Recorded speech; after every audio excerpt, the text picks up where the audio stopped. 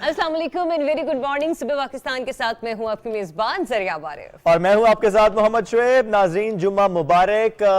Weekend शुरू होने वाला है, लेकिन उससे पहले हमें ये प्रोग्राम में एहतियात की बात करनी है, चूंकि जाहिर है वीकेंड पे लोग प्लान करते हैं इधर उधर जाने का, घूमने फिरने जाने का, और कोई लाहौर जाता है, कोई कहीं और जाता है। तो लाहौर जाने वालों के लिए जाहिर है हमारे पास यही इत्तला है कि फॉग बहुत ज्यादा है। एग्जैक्टली हाँ, मोटरवे पे, और कहा भी गया है कि मोटरवे पर आप लोगों ने एहतियात के साथ सफर करना है, जो कि हमने आपको कल भी अपडेट किया था। बट एनीवेज, महकमा मौसमियात ने भी जो है वो एक एडवाइजरी जारी की है और कहा है कि मुल्क में बारिशों के नए सिलसिले की पेशगोई है, और आज से यानी कि आज जुम्मे से मुल्क के बालाई और वस्ती इलाकों में बारिशों का नया सिलसिला दाखिल होगा। जबकि ये भी बताते हैं महकमा मौसमियात का कि खैबर पख्तूनख्वा, पंजाब, शिमाली बलूचिस्तान, गिलगित बल्तिस्तान और कश्मीर में तेज हवाओं के साथ बारिश कायम और बाज़ मकामात ऐसे हैं जहां पर मूसलाधार बारिश हो सकती है, और जो पहाड़ी इलाके हैं वहां पर बर्फबारी का इम्कान जाहिर किया गया है। पंजाब के मैदानी इलाकों की बात भी कर लेते हैं, और बराई सिंध यहाँ पर धुंध की तवक्को है, तो वहां पर रहने वाले वो अपना जो ट्रैवल है उसको अकॉर्डिंगली प्लान करें। और मरी, गिलियात, यानी बलाई इलाकों की हम बात करें, नॉर्दर्न एरियाज की बात करें, तो जाहिर है जहाँ पर ज़्यादा बर्फबारी होगी वहाँ रास्ते यूँ ही बंद हो जाएंगे। लेकिन मैं फिर मरी की बात इसलिए करूँगा चूँकि एक सानहा हुआ और उस पर बात करनी इसलिए भी ज़रूरी है कि इस बार फिर वीकेंड पे चूँकि एक्सपेक्ट कर रहे हैं हम स्नोफॉल को, तो इसमें ज़ाहिर है इंतज़ामिया अलर्ट तो है, बट हमें खुद भी एहतियात करनी है। जब मालूम है कि स्नोफॉल है और थोड़ी ज़्यादा हो सकती है, तो ऐसी जगह पर ना जाएं जहां पर आप फंस सकते हैं। हाँ, एक्सप्रेस वे से अगर आप जा रहे हैं और अभी किसी मेन रोड से गुजरते गुजरते आपने मौसम एंजॉय करके वापस आ जाएं, you don't need to go to mall road या ऐसी किसी स्पॉट पर जहां पर जाकर आप खुदा ना खास्ता फंस सकते हैं इस बर्फबारी की वजह से। तो इस पर आज हम बात करेंगे। डीजी महकमा मौसमियात माहर साहिब ज़ाद खान साहब ने हमें ज्वाइन किया है, कुछ देर में हमें ज्वाइन करेंगे रादर, तो उनसे हम पूछ भी लेंगे इससे मुताल्लिक कि क्या एडवाइजरी है और क्या सैटरडे और संडे में मौसम रहेगा मरी, गिलियात और for that matter northern areas का। और ये जो बारिशों के नए सिलसिले की बात की गई है ये कब तक जारी रहेगा, और जो धुंध की बात हम कर रहे हैं यानी बालाई सिंध की भी और वस्ती पंजाब की भी, यहाँ पर क्या सिचुएशन है धुंध की, जो कि ज़रा मोटरवे की बात ज़रा अब आपने की, लेकिन इसमें हम देखते हैं कि चाहे मोटरवेज हो या फॉर दैट मैटर दूसरी शाहराहें भी हों, जो भी मैदानी इलाके वहाँ पर ज़ाहिर है धुंध ज़्यादा हो जाती है। एग्जैक्टली ऐसा मुझे ना एक पुराना वक्त याद आ रहा है। कितना पुराना जरिया? बहुत पुराना। अच्छा। मतलब मैं न्यूज एंकर भी नहीं थी। अच्छा। उतना वाला पुराना। और वो वक्त ये था कि जब भी हम लोग बुलेटिन्स देखा करते थे ना, तो मेरे लिए सबसे जो इंटरेस्टिंग सेगमेंट होता था वो मौसम होता था, कि फलानी जगह पे इस तरह से मौसम रहेगा, क्योंकि ग्राफिक्स के साथ हमारे जो न्यूज एंकर्स हैं वो बताया करते थे, और कुछ बड़ी एडवेंचरस से पीछे का बैकग्राउंड हुआ करता था। कुछ फिर वर्चुअल स्टूडियो के थ्रू कुछ ओवरलेज बनने लग गए, तो वो एक बड़ा प्यारा तरीका होता था। और आज जब हम अपने शो का आगाज ही मौसम की बात से या मौसम की खबर से करते हुए, मुझे बहुत शौक है कि जब भी हम लोग दिन का आगाज करें, दिन की बात करें, तो आपको बता दें कि आपका दिन आज का किस तरह से रहेगा। बहरहाल आगे बढ़ने से पहले जो है चलें आगे बढ़ जाते हैं। आगे बढ़ जाते हैं इस तरीके से कि ये तो बात मैंने मौसम की कर ली, लेकिन जाहिर है हमें और भी कुछ खबरें जो शामिल करनी है। कोशिश करेंगे आगे चलकर हम अगर कनेक्ट हो पाए डीजी मेट से तो हम इस पर बात भी कर लेंगे, लेकिन चूंकि अभी हमें आगे बढ़ना है और हम बात कर लेते हैं लाहौर का जो एक अफसोसनाक वाक़या कल पेश आया, उसकी बात कर लेते हैं। अनारकली बाजार यहाँ पर कल धमाका हुआ, हम उसकी बात कर रहे हैं। एक अफसोसनाक वाक़या था, और इस धमाके में 3 अफराद जो हैं वो जाँ बहक हुए हैं, जबकि 20 से ज़ायद ज़ख्मी बताए जा रहे हैं। इस धमाके का मुकदमा थाना CTD में SHO CTD की मुद्दत में दर्ज कर लिया गया है। वज़ीर-ए-आज़म पाकिस्तान इमरान खान साहब ने लाहौर धमाके में कीमती इंसानी जानों के ज़िया पर गहरे दुख और रंज का इजहार किया है। एग्जैक्टली और ऐसे में पंजाब हुकूमत से वाक़े की रिपोर्ट भी उन्होंने तलब कर ली है। वज़ीर-ए-आज़म इमरान खान ने लाहौर धमाके के जख्मियों को फौरी तौर पर तिब्बी इमदाद की फराहमी की हिदायत की है। जबकि हम आपको ये भी बताते हैं कि डेफिनेटली सिर्फ लाहौर ही नहीं, पूरा मुल्क इस वक्त सोगवार है। एक मतलब अजीब से कल मामला था कि जिस वक्त ये खबर आई और हमने देखा कि सोशल मीडिया पर वायरल करना शुरू हो गई, सब लोगों ने स्टेटस डालना शुरू कर दिए, तो उस वक्त एक तासुर ये आ रहा था कि शायद ये झूठी खबर हो सकती है, या भी कुछ कहीं सिलेंडर ब्लास्ट हुआ होगा, कोई ट्रांसफार्मर फट गया होगा, इस किस्म की ऐसी खबर हो सकती है। लेकिन जब तक कंफर्मेशन सामने आई उस वक्त के लिए हालात इंतहाई नामुनासिब हो चुके थे। चले, ये तो हमने बात करी लाहौर की। Coming back to the weather, हमने आज प्रोग्राम के आगाज में जिक्र किया था, उसकी अपडेट ले लेते हैं। डीजी मेट माहर साहब ज़ाद खान साहब ने हमें ज्वाइन करे। सर अस्सलाम वालेकुम, गुड मॉर्निंग सर। प्लीज़ और शेयर कीजिएगा सबसे पहले तो हम मरी और गलियात और बलाई इलाकों की बात कर लेते हैं। बर्फबारी से मुतालिक क्या पेश गोई है आज शाम, कल और परसों? हाँ, आज रात से जो है ये इलाके दोबारा जो है वो बर्फबारी स्नोफॉल की जद में आ जाएंगे, लेकिन अभी तक तो ये आज जो होगी ना वो थोड़ी सी हल्की स्नोफॉल होगी। अगर गुज़श्ता 24 घंटों को देखी जाए तो वैसे स्नोफॉल हुई है, तकरीबन आप कह सकते हैं कि अस्तोर या इन इलाकों में रिकॉर्ड की गई है। तो जो इंतहाई शुमाली इलाका जात हैं हमारे, तो ये चीज जो है ना ये बाकी उसके बाद ये अगले 3 दिन जो है ना हमारे वो बड़े इस तरह बारिश के हिसाब से या स्नोफॉल के हिसाब से, यानी पंजाब में भी काफी इलाके इसकी जद में आ जाएंगे और हमारे हिली एरियाज खास तौर पे ये गलियात हो गए या आज़ाद कश्मीर के कुछ इलाके हैं और हमारे शुमाली इलाका जात गिलगित स्कर्दू ये जो इलाके हैं ये भी हमजा तक और चित्राल ये इलाके भी जो है स्नोफॉल की जद में आ जाएंगे। आप ये कह रहे बहर साहब कि जो आने वाले 3 रोज है इसमें बारिश भी मुसलसल होती रहेगी और बर्फबारी भी होती रहेगी। ये बताइएगा कि क्या वक्फे से बारिश होने का इम्कान है या फिर हम ये कह सकते हैं कि बारिश तवातुर के साथ होती रहेगी? नहीं, वक्फे से हो गए। अगर अल्लाह ना करे अगर इतनी ज्यादा बारिश हो जाए लगे मुसलसल हो 3 दिन तो वो तो फिर हम डिजास्टर की तरफ चले जाते, लेकिन बारिश होगी वक्फे से होगी, कभी रुक जाएगी। बाज़ का तो होता है कि जी ऐसे मौसम में धूप भी निकल आती है, कोई ऐसी बात नहीं है। तो लेकिन ये सिलसिला जो है अगले 3 दिन जो है ना वो हमारे लिए बड़ा यानी जैसे आजकल इन्होंने किया है हमारी इंतजामिया ने कि जी थोड़ा सा कंट्रोल किया है कि जी गाड़ियों को 8000 गाड़ियों को जाने की इजाजत दी है और इतना अगर वो मैं चाह रहा हूँ, मैं उस तरफ आना भी चाह रहा हूँ सर आपसे पूछना। मैं ये चाह रहा हूँ कि जो सानिया हुआ मरी का, जिसमें ज़ाहिर आप लोगों की तरफ से पहले से बताया गया था, वेदर अपडेट्स हमारे सामने थी, बर्फबारी की बात की गई, लेकिन जो बाद में मामला सामने उसमें कहा गया, इंतजामिया की तरफ से कहा गया कि मेट डिपार्टमेंट ने ये तो कहा था कि बर्फबारी होगी, ये नहीं कहा था कि तूफान आएगा। तो अभी का क्या मामला है इस वीकेंड पर? जिस तरह आपने कहा कि कल भी हुई है, आज भी हल्की बर्फबारी की आप तवक्को जाहिर कर रहे हैं, तो सैटरडे संडे बर्फबारी कितने इंच बर्फ पड़ सकती है? कोई तूफान तो एक्सपेक्ट नहीं कर रहे हम? ये शिद्दत जो है ना वो किसी वक्त भी आ सकती होती है, ऐसी बात नहीं है कि, और ये आइसोलेटेड टाइप होती है। ये नहीं है कि जी पूरा आपका इलाका जो होगा वो शदीद बर्फबारी, ये थोड़ा सा इलाका होगा जहाँ पे वो आइसोलेटेड टाइप ये स्पेल हो जाता है कि किसी जगह पे ज्यादा तो ये होगा दरमियान में, किसी वक्त ज्यादा भी हो सकता है, मरी ना हो उसके आसपास किसी इलाके। कह रहे हैं कि ये आइसोलेटेड जो मामला है ये हो सकता है दोबारा ऐसा तूफान फिर हम कहीं देख सकते हैं मरी में? मरी के आसपास भी देख सकते हैं, मरी में भी आ सकता है, कोई ऐसी बात नहीं। शिद्दत आ सकती होती है स्पेल में, कोई ऐसी बात नहीं होती। शिद्दत हो सकती है, कोई तूफान की सिचुएशन बन सकती है। बहार साहबजाद साहब बहुत शुक्रिया, साथ मौजूद थे आप और इससे मुतालिक हमसे गुफ्तगू कर रहे थे। तो मरी जाने वाली स्पेशली हमने सेगमेंट किया है ताकि वो जान पाए, और स्पेशली जो मरी रहते हैं उनके लिए भी और फॉर दैट मैटर इंतजामिया के लिए भी कि यार क्या सिचुएशन हो सकती है। एहतियात लाजिम है, जिस तरह सर ने कहा ना कि ये चीजें ऐसी हैं जो उस तरह से डिटेल में नहीं बताई जा सकती, किसी वक्त भी हो सकता है, कुछ भी हो सकता है, तूफान आ सकता है। ज़ाहिर है मिनट बाय मिनट कैलकुलेशंस हो रही होती हैं और वो जो टाइम है वो डिफाइन कर रहा होता है उस सिस्टम को, कितना सिस्टम स्ट्रांग हो जाए, कब स्ट्रांग कहां पर हो जाए। आइसोलेटेड सिस्टम्स होते हैं तो यू नेवर नो कब कहां पर क्या हो जाए, तो इसलिए हमें बहरहाल एहतियात करनी है। एग्जैक्टली आगे बढ़ते हैं और कल वाली जो खबर थी जिस पर हमने मुकम्मल एक अपनी पूरा 1 घंटा ट्रांसमिशन भी की, उस हवाले से एक अपडेट है वो आपके साथ डिस्कस करते हैं। कहां केस है, कहां मामला। इस्लामाबाद हाई कोर्ट ने गिलगित बल्तिस्तान के साबिक चीफ जस्टिस जज राना शमीम पर बयाने हल्फी के हवाले से तौहीन अदालत केस में फर्द जुर्म आयद कर दी है और राना शमीम ने सेहत जुर्म से इनकार कर दिया है। अदालत ने राना शमीम की 2 मुतफर्रिक दरख्वास्तों पर समाअत की और वो दरख्वास्तें जो है उन्हें मुस्तरद कर दिया गया, जबकि अदालत ने सहाफिन के खिलाफ फर्द जुर्म आयद करने की कार्रवाई मौखर करते हुए केस की समाअत 15 फरवरी तक मुलतवी कर दी है। और अदालत ने तहरीरी हुक्मनामे में यह लिखा है कि रिपोर्टर्स एडिटर्स के ऊपर कहा यह जा रहा है कि जो कंडक्ट के बारे में इसके बावजूद अदालत जो है वो तहम्मुल का मुजाहरा कर रही है, यानी वो जो लापरवाह कंडक्ट है उसके बावजूद अदालत तहम्मुल का मुजाहरा करे। और इस ट्रायल के दौरान ऐसे शवाहिद सामने आए, अगर ऐसे शवाहिद सामने आ जाते हैं आगे चलकर तो सहाफ़ी के खिलाफ भी कार्रवाई की जाएगी, अदालत ने क्लियरली बता दिया। और तहरीरी हुक्मनामे में कहा गया कि राना शमीम को शफाफ ट्रायल के दौरान अपना मौक़िफ़ पेश करने का मौका मिलेगा, क्योंकि वो कह रहे हैं ना मौक़िफ़ पेश करने का मौका मिलेगा मौका, कह दिया अदालत ने। फर्द जुर्म के बाद उन्हें खुद पर लगे इल्ज़ामात गलत साबित करने का एक मौसर मौका मिलेगा, टाइम मिलेगा, स्पेस दी जाएगी कि अब आप इसको गलत साबित करें।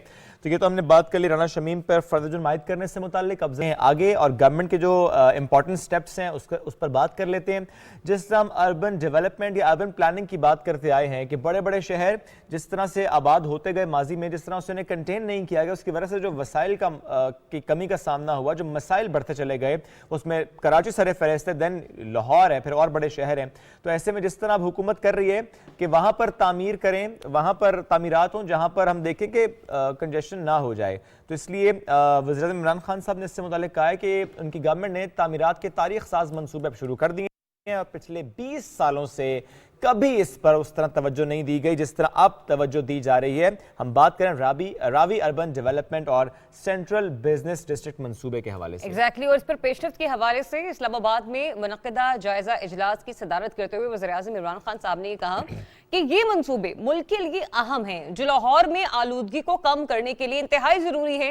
अब प्राइम मिनिस्टर ने इस मौके पर हिदायत जारी की हैं कि मंसूबों के अहदाफ जो हैं वो एक मुय्यना वक्त पर पूरा ना करने वाले जो अहलकार हैं उनके खिलाफ कार्रवाई की जाएगी। तो सख्त किस्म की हिदायत जारी की गई हैं, लेकिन साथ ही साथ इस मामले पर तवज्जो देने के हवाले से भी हिदायत जारी कर दी गई हैं और कोशिश ये की जा रही है कि पिछले 20 सालों में जो गवर्नमेंट्स ना कर सकी वो पाकिस्तान तहरीक इंसाफ की हुकूमत कर सके, और जो ये साल है वो हम देखेंगे इंतहाई डेवलपमेंट का साल हमें दिखाई देगा। पिछला साल भी बहुत अच्छा रहा है मईशत के एतबार से। अगर बात करें जरिए की पाकिस्तान की मईशत ने पिछले साल 5.37% की शरह से की है और ज़र मुबादला के ज़खायर में इजाफा हुआ है और जो गर्दिशी कर्जे हैं इसके बहाव में नुमाया कमी हुई है। करंट अकाउंट डेफिसिट मामूली रहा है। वफाकी वज़ीर तवानाई हम्माद अज़हर साहब ने कहा है कि हमारी हुकूमत में ग्रोथ किसी एक शोबे में नहीं बल्कि कई शोबे में हुई है और ये बड़ी खुशाइंद बात है। और ऐसे में एग्रीकल्चर, इंडस्ट्रियल सेक्टर और सर्विसेज की शोबों की शरह नमू में इजाफा हुआ है जिससे पूरे मुल्क में तरक्की हुई। ये भी वो कहते हैं कि हमारी एक्सपोर्ट इस साल 30 अरब डॉलर का हदफ हासिल करेंगे इंशाअल्लाह, और तरसीलात ज़र इस साल 30 अरब डॉलर से ज्यादा रहेंगी, जबकि टैक्स की जो ग्रोथ है उसमें हम 35% इजाफा होते हुए देखेंगे। तो डेवलपमेंट पॉइंट ऑफ व्यू से मौशी अशारे जो है वो इंतहाई अच्छी खबर हमें देते हुए नजर आ रहे हैं। वी जस्ट होप कि जैसा पिछला साल बहुत अच्छा गुजरा उसी तरह से आने वाले साल में भी हम बहुत सी कामयाबियां समेटें। एग्जैक्टली चलें बढ़ते हैं आगे। वज़ीर मुमलिक इत्तलात व नशरियात फ़ारूक हबीब साहब का जिक्र करते हैं, जिन्होंने कहा कि वज़ीर-ए-आज़म पाकिस्तान इमरान खान साहब की क़यादत में पाकिस्तान की मईशत समेत हर शोबे में, बिलखुसूस अगर हम देखें कोविड-19 की वबा के दौरान जिस तरह बेहतर परफॉर्म किया है कि कोविड-19 की वबा से कबल के जो नॉर्मल हालात थे हम उसमें वापस आ रहे हैं।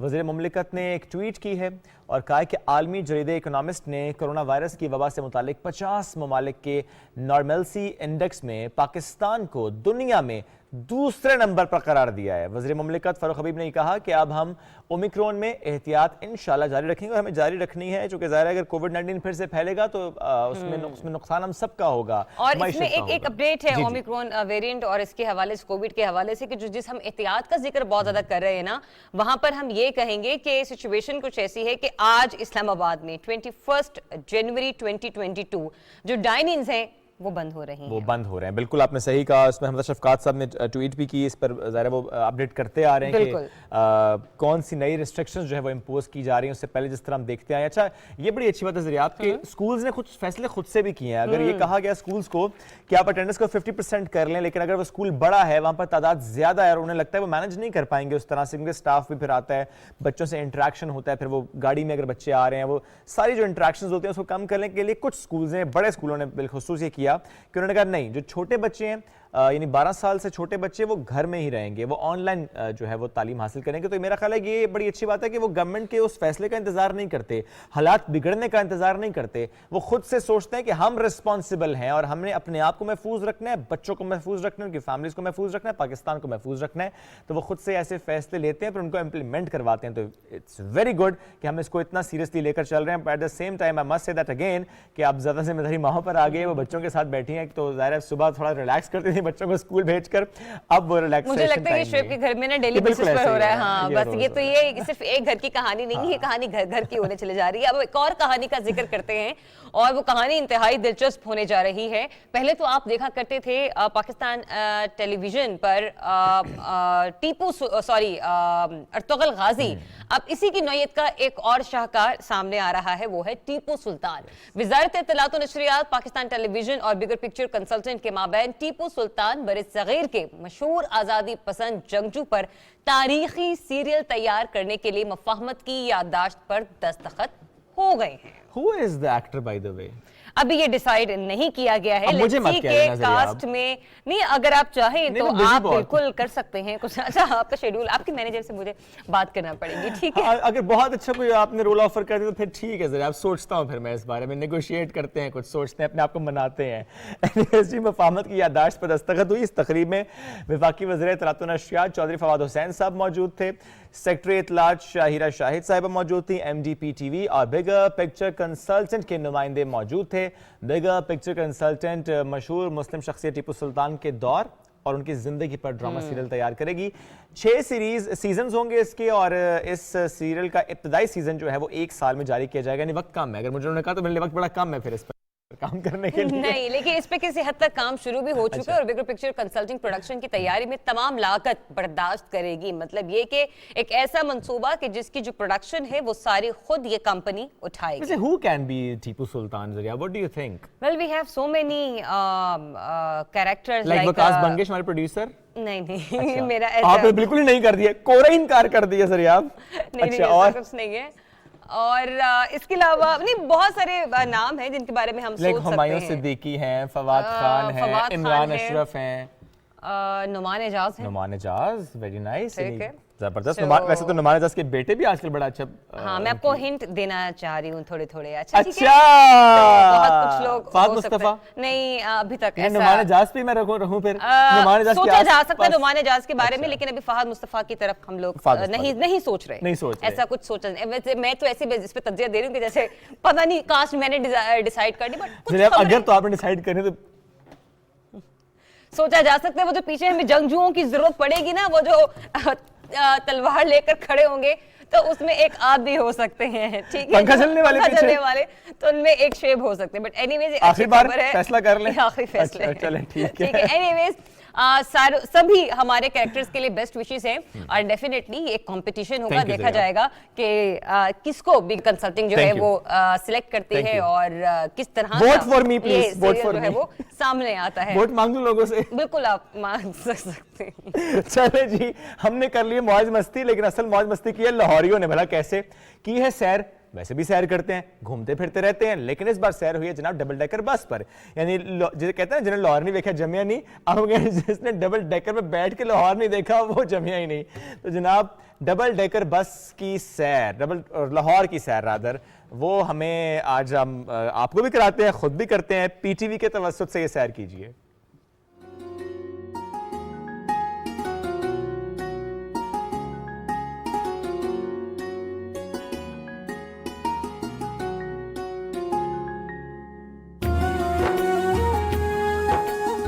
नाज़रीन, आपने ये कहावत तो बहुत सुनी होगी कि लॉर्ड लॉर्ड है, जिन्हें लॉर्ड नहीं देखा और जमिया ही नहीं। लेकिन लाहौर के ये नज़ारे और दिलकशी कैसी लगती है जब यही लाहौर डबल डेकर बस में बैठ के देखा जाता है। आज हम आपको लिए चलते हैं डबल डेकर बस में और दिखाएंगे कि लाहौर के नज़ारे कैसे लगते हैं। साथ साथ आपको ये भी बताएंगे कि हुकूमत की जानिब से ये जो लोकल टूरिज्म के फ़रोग के लिए बस चलाई गई है, इसमें आपको सहूलियात क्या क्या दस्तयाब होंगी।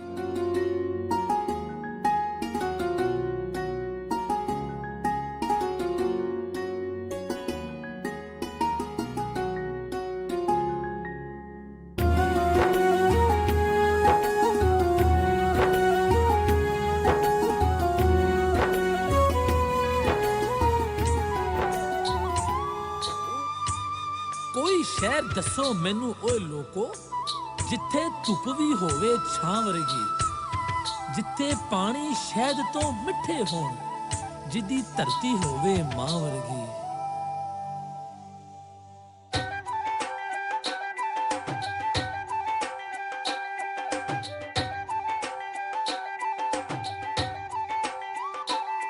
लाखों है शहर लेकिन कब और तेरे जैसा ढूंढे ना मिला हमको।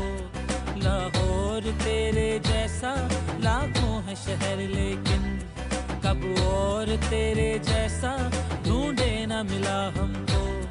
लाहौर तेरे जैसा यादों का रंग, बातों का रंग, सपनों का रंग, अपनों का रंग, कहतों का रंग, बातों का रंग, चेहरों का रंग, हाथों का रंग, मेलों का रंग, ठेलों का रंग, त्योहारों का, खेलों का रंग, हर रंग में है लाखों खुशियाँ, खामोशियों में भी इसकी एक शोर है। ये लाहौर है, ये लाहौर है, ये लाहौर है, ये लाहौर है। इस बस के क्या क्या रूट है? एक ही गो में आप पूरा लाहौर देख सकते हैं या मुख्तलिफ बसेस चलाते हैं? नहीं जी, जो रूटीन में हमारे टूर्स होते हैं वो तो होता है जी, हमारा 4 घंटे का टूर है और डिफरेंट रूट्स होते हैं हमारे, जिसमें हम वाघा बॉर्डर भी जा रहे होते हैं। और ये जो जहाँ पे इस वक्त हम जिस रूट पे हम हैं, ग्रेटर इकबाल पार्क, उसके साथ बादशाही मॉस्क और लाहौर फोर्ट होता है जी। फिर हमारा एक शालीमार गार्डन और गुलाबी बाग, बुद्धू काबा, ये एक हमारा ये टूर होता है, इसको हम हेरिटेज ट्रेल उस पर कवर कर रहे होते हैं जी। फिर हमने एक नई जो चीज़ है वो हमने यहाँ पे इंट्रोड्यूस करवाई है कि हमने लाहौरियों के लिए, जिस तरह यूरोप में होता है शॉपिंग टूर्स होते हैं, हमने इस अपनी डबल डेकर बस पे हमने अपना शॉपिंग टूर भी शुरू किया। तो इस बस का ये फ़ायदा है कि आप 60-70 लोगों में आप ट्रैवल कर रहे होते हैं, आपको इन्फॉर्मेशन आपको मिल रही होती है, क्योंकि जितने लैंडमार्क्स आपके राइट लैब पे आ रहे होते हैं हमारा गाइड उस पर उसकी इन्फॉर्मेशन दे रहा होता है। और फिर एक जब आप इनसाइड द मोनूमेंट्स जाते हैं वो भी हमारे गाइडेड टूर होते हैं जी। सो ये हर हवाले से ये बेहतर होगा कि आप एक तो ट्रैफिक से आप बच जाते हैं और ये सस्ता भी रहता है जी।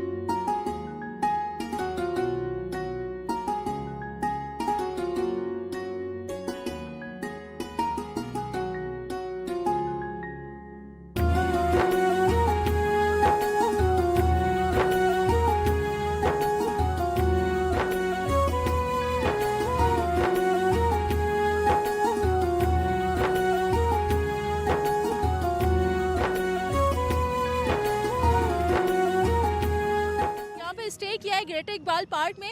अब कैसा लगा आपको ये जो अभी एक राउंड हमने लगाया है? बहुत मज़ा आया, बहुत एंजॉय किया। वैसे तो लाहौर घूमते रहते, लेकिन इस तरह से एक ही गो में करना बहुत मज़ा आया। लाहौर को इस तरह विजिट करना एक डिफरेंट एंगल से और बहुत ही अच्छा एक्सपीरियंस है। वाकई मुझे फील हुआ कि जब आप अपनी गाड़ी में आते हैं तो इतना रश वगैरह होता है और इसमें इतने ज़्यादा लोगों के साथ आप इकट्ठा एंजॉय भी किया, मैंने हल्ला गुल्ला किया और बहुत ज़्यादा मुझे मज़ा आया। KPCIO बाजोड़ से मेरा ताल्लुक़ है और आज मुझे मौका मिल गया लाहौर को एक और एंगल से देखने का, जिसका बड़ा मज़ा मुझे आया। और टूरिज़म डिपार्टमेंट की इस जो एक प्रोग्राम है इसको मैं बड़ा सराहता हूँ और लोगों को और फैमिलीज़ को बड़ा इंटरेस्ट और मतलब है खुशी मिलती है।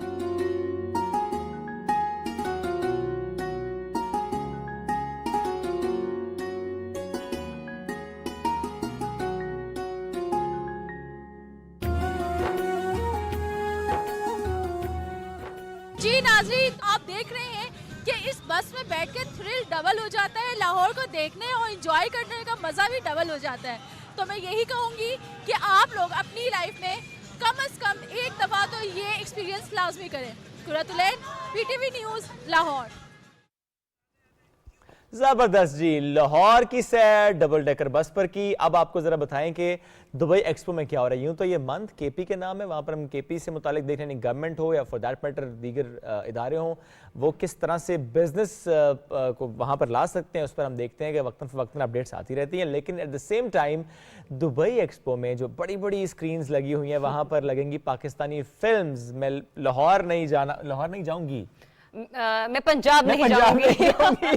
तो बहुत सारी ऐसी फिल्म्स हैं जो कि जिन्होंने माशाल्लाह पाकिस्तानी फिल्म इंडस्ट्री को बड़ा बूम दिया है। तो बहुत सारी ऐसी चीजें हैं जो कि हम देखेंगे कि वो फनकार के जिनसे आप मिलना चाहते हैं, उन्हें देखना चाहते हैं, वो 11 फिल्में हैं जो कि दुबई एक्सपो 2020 में प्रेजेंट की जाएंगी। तो जो वहाँ पर होगा वो तो मूवी देखेगा, लेकिन इमेजिन कीजिए वो गोरे भी वहाँ बैठे हैं और आराम से मूवी देख रहे हैं और महवेश हयात हो और या फॉर दैट मैटर कोई भी एक्टर हो और वो एंजॉय करें। हमारे ज़रा एक्टर्स वैसे ही बड़े फेमस हैं तो वो एंजॉय करेंगे। फवाद चौधरी साहब ने इससे मुताल्लिक ट्वीट भी किया, इसकी जो पूरी डिटेल्स हैं, जो 11 फिल्म्स हैं वो पूरी बताएंगे। इस हफ्ते में किस दिन कौन सी मूवी लगाई जाएगी, वो पूरी जो लिस्ट है वो शेयर की गई है, जो कि हम आपको आएगा स्क्रीन पर शायद दिखा भी देंगे कि कौन सी मूवीज़ हैं जो कि इसमें लगाई जाएंगी। जब बात हम दुबई एक्सपो की कर रहे हैं तो अब एक और एक्सपो का जिक्र करते हैं जो कि होने वाला है लंदन में। उस एक्सपो की बात करते हैं जनाब कि बरतानिया से इंटरनेशनल एंड प्रोफेशनल कॉरपोरेशन का वफ्द इन दिनों पाकिस्तान के दौरे पर है और इस दौरान वफ्द ने सियालकोट, फैसलाबाद और लाहौर चैम्बर्स का दौरा किया है। पाकिस्तान और बरतानिया के दरमियान जो कारोबारी सरगर्मी है उसके हवाले से तबादला ख्याल किया गया है। गवर्नर पंजाब चौधरी सरवर से मुलाकात भी हुई है, हुकूमती शख्सियात से मुलाकात हुई है और इसी प्लेटफॉर्म के जरिए मैंने कहा है ना कि एक एक्सपो वहां पर होने वाला है यानी लंदन में, तो आज हम इसकी बात भी करेंगे। बिल्कुल, और इसी मामले पर बात करने के लिए प्रोग्राम में हमें ज्वाइन कर रहे हैं senior vice chairman international business and professional corporation Abir Khan साहब। अस्सलाम वालेकुम एंड वेरी गुड मॉर्निंग। कैसे हैं आप? अल्हम्दुलिल्लाह, thank you so much, you invited me. Sir सबसे पहले तो ये बताइए, जब रिसेंटली विजिट हुआ, ये जो वफ्द आया, जो डेलीगेशन आया, क्या एक्सपेक्टेशंस लेकर आया और क्या हम उन एक्सपेक्टेशंस को मीट कर पा रहे हैं? देखिए जी, सबसे पहले तो I proud to be Pakistani. Pakistan ने हमें एक नाम दिया है। जो हमारी तंजीम है, 3 साल पहले हमने इसका एक प्लान बनाया था, तो कोरोना की वजह से थोड़ी सी डिले भी हुई और अब हमारा जो इसका मकसद ये है कि पाकिस्तान के प्रोडक्ट को, पाकिस्तान के नाम को हमने आगे लेके चलना है। तो उस सिलसिले में हमारा वफ्द आया, हमने गवर्नर साहब से मुलाकात की, उन्होंने हमें काफ़ी हमायत भी दी और उन्होंने हमें ऐसी चीज़ें बताई जो हम उनके साथ मिल कर करेंगे। और बेसिकली यहाँ के जो बिज़नेसमैन हैं उनके लिए अगर कोई मुश्किलात होती है तो उनका हम प्लेटफार्म, उनको अपना प्लेटफार्म हम दें, वो हम उनकी हेल्प करें और जो हमारे वहाँ पे बिजनेसमैन हैं उनके लिए कोई मुश्किलात है तो हम उसमें ब्रिज का किरदार अदा करें। तो ये हमने सेरा अपने सर लेने की भी कोशिश की है और कल मेरी इस्लामाबाद चैम्बर्स और रावलपिंडी चैम्बर से भी मुलाकात हुई है और उसके बाद सेनेटर हमारे फैसल जावेद साहब, तो बड़े खुश हैं ये लोग कि हम एज ए पाकिस्तानी ओवरसीज़, आपको ख़ुद पता है हम ज़्यादा दर्द रखते हैं, तो इंशाल्लाह हम पाकिस्तान को ऊपर लेके चलेंगे। इसी सिलसिले में हम आए हैं और इंशाल्लाह बड़ा पॉजिटिव हमें रिजल्ट मिले। ज़बरदस्त, आपने मुलाकातों का हवाला भी दिया सर, लेकिन थोड़ा सा मैं जानना चाह रहा हूँ कि जब आप कहते हैं कि उसको हल करने की आप कोशिश करें, जो मसाइल होते हैं बिज़नेस कम्युनिटी को, वो नॉर्मली क्या मसाइल होते हैं? अगर फॉर दैट मैटर कोई ओवरसीज़ पाकिस्तानी है, वहाँ बिज़नेस करते हैं, तो क्या मसाइल है जिसको ब्रिज करना चाह रहे हैं आप? देखिए, सबसे जो मेन चीज़ है वो आप भी एग्री करेंगे, जब हम लोग वहाँ से ऑर्डर्स करते हैं अपने मुल्क में, जो पहली दफ़ा प्रोडक्ट बन के आती है वो तो बड़ी अच्छी आती है। अच्छा। जब सेकंड और थर्ड टाइम वो चीज़ आती है वो क्वालिटी को मेंटेन नहीं रख सकते, जिसकी वजह से फिर हमें भी मुश्किलात होती हैं, फिर हमारे कस्टमर्स को भी वो ऑर्डर्स फिर साथ हमसाया ममालिक में चले जाते हैं।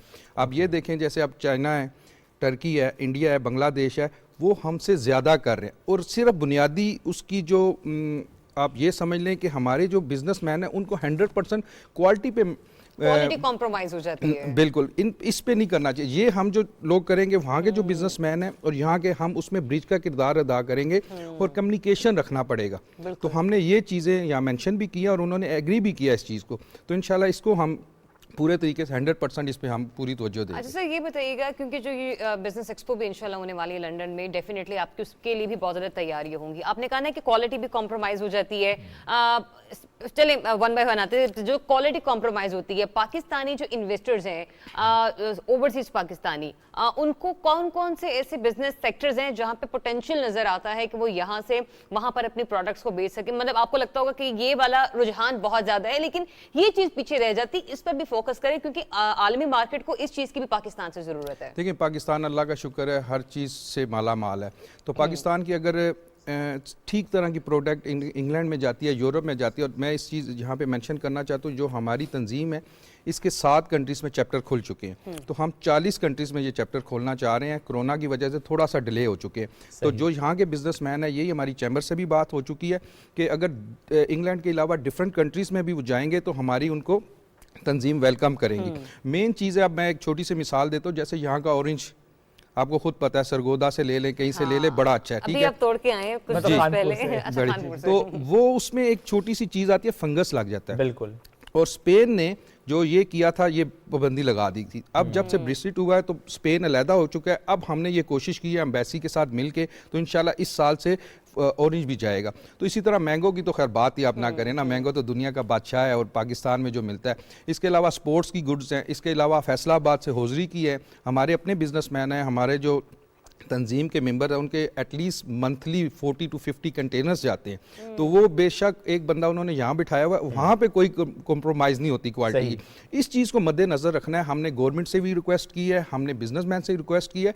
उसके अलावा आप ये देखिएगा जब हमने ये कदम उठाना है तो इंशाल्लाह ये जो भी चीज़ें जाएंगी ये दुगनी से तिगनी होंगी। सही सर, फलों का बादशाह वो तो छाया हुआ है सर, लेकिन मुझे ये बताएं कि पेरिशेबल आइटम्स की जब बात करें, कोविड ने कितना हिट किया इस चेन को? देखिए कोविड तो सारी दुनिया में इस वक्त आपको पता है, एक तो महंगाई बढ़ चुकी है, सिर्फ पाकिस्तान का मसला नहीं है और पूरी दुनिया में आया। लेकिन अब जो कल मैंने सुना है जो ब्रिटिश गवर्नमेंट है उन्होंने अनाउंस किया है मार्च के बाद इस पर कोई पाबंदियां नहीं लगेंगी। एज यूजुअल जो लाइफ गुजरती है उसी तरह हमने चलानी है। आपने इसको ऐसे लेना है जैसे एक फ्लू होता है, तो उस पर सारी यूके में तो इन एक्चुअल माहौल ऐसा ही बन चुका है ना कि अब कोविड को एज अ फ्लू लेना शुरू कर दिया उन्होंने। बिल्कुल आप ठीक कह रहे हैं। मुझे कोरोना हो चुका था, लेकिन मैं लास्ट मंथ आना था। लेकिन वो यही है कि जी आप नॉर्मल लाइफ गुजारें एज ए फ्लू। आपने इंजेक्शन डोज ली है, उसके बाद बूस्टर ले और उसके बाद आप करें। No quarantine, no isolation, no seriously जी। किसी को कोविड हुआ तो भी नहीं, वो कोविड होगा 2 दिन की है, उसके बाद आपका टेस्ट पीसीआर होना है, तीसरे दिन आपका रिजल्ट आना है। अगर तो आपका पॉजिटिव है तो आपने 7 दिन घर बैठना है। अगर आपका नेगेटिव है तो आप घूम सकते हैं। अगर फिर रेस्ट्रिक्शंस वही हैं तो फिर फ्लू के तौर पे क्यों ट्रीट किया जा रहा है? Only for 3 days। For 3 days isolation भी 3 दिन के लिए। हाँ जी, 3 दिन के लिए। आपको लगता है कि इस नई पॉलिसी से यूके में हालात बेहतर हुए हैं? देखिए मेन तो चीज़ है आपकी जो बिजनेस है, अगर क्लोज नहीं होगा तो डेफिनेटली बेहतर होंगे। जब आपके बिजनेस क्लोज हो जाते हैं, आपको बहुत सी मसले मसाइल खड़े हो जाते हैं। यूके का एक नाम है, लेकिन ये आप नहीं कह सकते कि हर बंदा एक अच्छी लाइफ गुजार रहा है। वहाँ भी मसले मसाइल हैं। हमने खुद जब कोविड था तो हमारी तंजीम ने ऐसे लोगों की भी हेल्प की है कि जो स्टूडेंट थे, जो असैलम पे थे, जिनके पास बेनिफिट नहीं था, जॉब नहीं थी, हमने उनके घर फूड पहुंचाया है। तो इस तरह की मुश्किलात वहाँ भी हैं। लेकिन आप पाकिस्तान की जैसे खान साहब ने कवर किया या जैसे उन्होंने ये किया, हम उस पर खुश हैं। ठीक है, कुछ लोग ये कहते हैं जी कि इन्होंने कोरोना के दौरान बंद नहीं किया या इन्होंने बड़ा अच्छा हैंडल किया है। हम भी खुश है, पूरी दुनिया ने मिसाल दी है। तो कोरोना तो हर तरफ है, कोरोना साथ लेके चलना पड़ेगा। वहाँ पे आप ये देख रहे हैं कि लोग इससे ना अब फ्रेंडली हो गए हैं, यूज्ड टू हो गए हैं, कि मतलब जो एक खौफ व हरास का एक आलम था वो खत्म हो गया है। इसको अब नॉर्मल रूटीन में शामिल कर लिया गया है। जी, जैसे आप ये डेफिनेटली जैसे एक फैमिलीज होती थी, वो एक लिमिट होती थी, 2 से 3 फैमिलीज मिल सकती हैं, 6 से 9 पीपल्स या 12 पीपल और 16 पीपल्स गेट टुगेदर। लेकिन अब वो मसला नहीं है। अच्छा। हाँ, अब ये है कि आपको अगर वो पीसीआर आपका पॉजिटिव आता है, 3 दिन के बाद आपने रिजल्ट लेना है और उसके बाद बच्चे भी स्कूल जा रहे हैं, तो स्कूल में अगर किसी को पॉजिटिव आ जाता है, चेक होता है सुबह, तो उसके बाद उसको घर भेज दिया जाता है। लेकिन उसमें कोई मसला या मसाइल नहीं होगा। मतलब ये है कि वहाँ पे नॉर्मल जिंदगी गुजार रहे हैं। सर, अब आते हैं जरा अक्टूबर में होने वाली एक्सपो के हवाले से, इसके लिए क्या प्लानिंग्स हैं आप लोगों की, और पाकिस्तान के कौन कौन से ऐसे बिजनेस मॉडल्स हैं या बिजनेस डिपार्टमेंट्स हैं कि हम उनको रिप्रेजेंट करेंगे? देखें, इससे पहले भी पाकिस्तानी प्रोडक्ट जर्मनी में भी जा चुकी है हर तरफ, और ये सबसे ये बड़ी बात है, ये 1 कंट्री एक्सपो हो रहा है, जैसे मेड इन पाकिस्तान। ये हमने कोशिश की, और जो इंटरनेशनल जो सेंटर है एक्सेल, ये वहाँ पे हो रहा है और हमारी अम्ब्रेला के नीचे आ रहा है। जैसे हम कल पिंडी चैम्बर ऑफ कॉमर्स से मिले हैं, वो बड़े खुश हैं। वो तो खैर इस तावन के साथ भी हमारे पास आ रहे हैं, वो अपने अवार्ड्स करवाते हैं। लास्ट ईयर उन्होंने मलेशिया में करवाए, ईयर बिफोर उन्होंने आई थिंक सो टर्की में करवाए। वो अब इसमें इंटरेस्टेड हैं कि हम अपने अवार्ड्स जो हैं इंटरनेशनल अवार्ड्स वो हम लंदन में करवाएं। तो उसमें हमने फैसलाबाद चैम्बर्स ने हमें काफ़ी पॉजिटिव किरदार अदा किया है। वो हैप्पी हैं, लाहौर वाले सारे। वो जैसे हंगरी होता है इंसान कोविड के बाद, अभी तक उनको इतनी बड़ी वो चीज़ नहीं मिली। हाँ, तो वो उनको हमने जब ये बात की है तो they are happy to come. Sir, इसमें बहुत अच्छी बात आपने की कि ये 1 कंट्री बिजनेस एक्सपो है, जिसमें सिर्फ हम पाकिस्तान के प्रोडक्ट्स को वहाँ पर प्रेजेंट करेंगे। टोटल कुछ आइडिया कितने स्टॉल्स लगा रहे हैं हम लोग? हमारा टारगेट है मोर देन 100। More than 100। और बेसिकली ये मेड इन पाकिस्तान है। हम अपने पाकिस्तान को ऐसी जगह लेके आना चाहते हैं जहाँ इसका हक बनता है। जो दूसरी कंट्रीज करती हैं अपने मुल्क के लिए, अब हमारा हक बनता है कि हम पाकिस्तान के लिए कुछ करें। और इंशाल्लाह सबसे बड़ी बात है, ये 1 साल के लिए नहीं है, ये हर साल हुआ करेगा। और रेगुलर हुआ करेगा। सर, पंजाब फोकस्ड लग रहा है मुझे आपकी मीटिंग से भी, आपकी गुफ्तगू से भी। तो क्या सिर्फ पंजाब की मसनूआत नजर आएंगी या कि सिंध, बलोचिस्तान, केपी, गिलगित, कश्मीर? देखें, ये पूरे पाकिस्तान, खैबर से लेके कराची तक ये जाएंगे। और अब हमने जो लास्ट टूर हमारा होना है वो कराची चैम्बर के साथ है, वहाँ पे होगा, लेकिन अभी मैं इस्लामाबाद आया हुआ हूँ तो इसलिए मुझे मौका भी मिला। केपी में और बलूचिस्तान में और कश्मीर में ऐसे विजिट्स हुए आपके, बातचीत हुई? अब इन द फ्यूचर आगे ऐसे ही चलना है। हमारी एक टीम जैसे आई थी, हमने पंजाब कवर किया है, मेरे चेयरमैन साहब हैं, मैं हूँ, हमने अब कराची जाना है। इसी तरह हमने ये 6 मंथ का टाइम रखा हुआ है। उसमें टीम्स आएंगी, विजिट्स करेंगी, प्लान करेंगी। Okay, exactly. लोकल आर्टिस्ट को भी मौका मिलेगा अपने फन पारे पेश करने का? बड़ा अच्छा सवाल आपने ये किया है। एक तो लोकल आर्टिस्ट से मुराद है कि हम जो पाकिस्तानी लोग हैं उनको हमने लेके आना है। ठीक। एक जो दिन होगा वो 1-to-1 मीटिंग्स होगी बिजनेस टू बिजनेस, और उसके बाद जो होगा हमारे जो लोकल फैमिलीज हैं उनको लाने के लिए हमने कोशिश करनी है यहाँ से जो लोकल सिंगर्स हैं, आर्टिस्ट हैं, उनको मौका दिया जाए वहाँ अपनी परफॉर्मेंस के लिए। जबरदस्त। यानी तो परफॉर्मेंस के लिए अदरवाइज भी देखें कुछ इंडिजिनस आर्ट है पाकिस्तान का, वो नजर आएगा हमें वहाँ पे। डेफिनेटली हम पूरी कोशिश कर रही हैं। जैसे हमारी तंजीम है, इसमें डिफरेंट डिपार्टमेंट बन चुके हैं और मेरा स्पोर्ट्स और कल्चर से भी एक तल्लक है, तो उसमें मेरी ड्यूटीज़ हैं। हमने किनको लेके आना है, कौन सी पाकिस्तान आवाज़ को लेके जाना है, तो दुनिया में मानी भी जाती है और जानी भी जाती है, तो फैमिलीज को भी हमने एंटरटेन करना है, तो उस सिलसिले में हमने ये भी करते हैं। ठीक है, तो हम एक्सपो की बात करें सर, लेकिन एक बात और भी प्लीज बताइएगा कि जो आप पहले भी आपने जिक्र किया कि ब्रिज का किरदार अदा करना चाहते हैं आप, जो मसाइल पेश आते हैं, तो इसमें हम क्या देखेंगे कि ज़ाहिर है वहाँ की बिजनेस कम्युनिटी तो है लाइक ओवरसीज पाकिस्तानी, लेकिन जो आपने निशानदेही की ना कि पहला ऑर्डर आया तो बड़ा अच्छा आया, फिर ऑर्डर दिया तो अच्छा नहीं आया,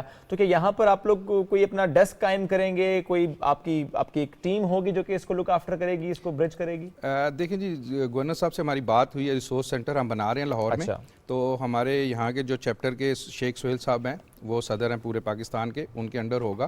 तो बेसिकली जब तक आपका कम्युनिकेशन सिस्टम रहता है customer to buyer, buyer to customers और फैक्ट्रीज मैन्युफैक्चरर्स टू बायर, तो वो आपको काफ़ी आगे लेके चलता है। जब उसमें गैप आ जाता है तो उसमें फिर आपका सिस्टम थोड़ा, उसके बाद यहाँ के कुछ बिजनेसमैन हैं उनकी पेमेंट का भी मसला मसाइल होता है, वो भी हल करने को तैयार है। और हमारी जो तंजीम है IBPC international business professional corporation, ये वाइड तंजीम है जिसका लंदन में अपना ऑफिस है, तो हमने तमाम चैम्बर्स को ऑफर्स किया है कि उसको अपना ऑफिस समझे, आप आएँ, अपनी अपॉइंटमेंट बनाएं, हम आपकी हेल्प भी करेंगे। तो सर ये भी बताइएगा कि जिस तरह से हम लोग इस एक्सपो को इंशाल्लाह होता हुआ देख रहे हैं, IT डिपार्टमेंट उसका कितना पोर्शन रखा गया है इस बिजनेस एक्सपो में, क्योंकि उस पर गवर्नमेंट भी खुसूसी तवज्जो दे रही है? देखिए, हमारे तमाम तक चैम्बर्स से बात हो चुकी है, चैम्बर्स जिनको रिकग्नाइज करेंगे, जो बिजनेसमैन वो रिकग्नाइज करेंगे, उनके मुताबिक हम टीमें लेके चलेंगे। हमारे बिल्कुल IT में भी हमारे जो लड़के हैं लड़कियां बड़ा अच्छा काम किरदार अदा कर रही हैं, हम लेके चलेंगे। अब टीम्स जो आएंगी वो थ्रू चैम्बर्स आएंगी, वो जो अपने वो प्रोडक्ट के साथ हमें भेजेंगे, हम उनको वेलकम करेंगे।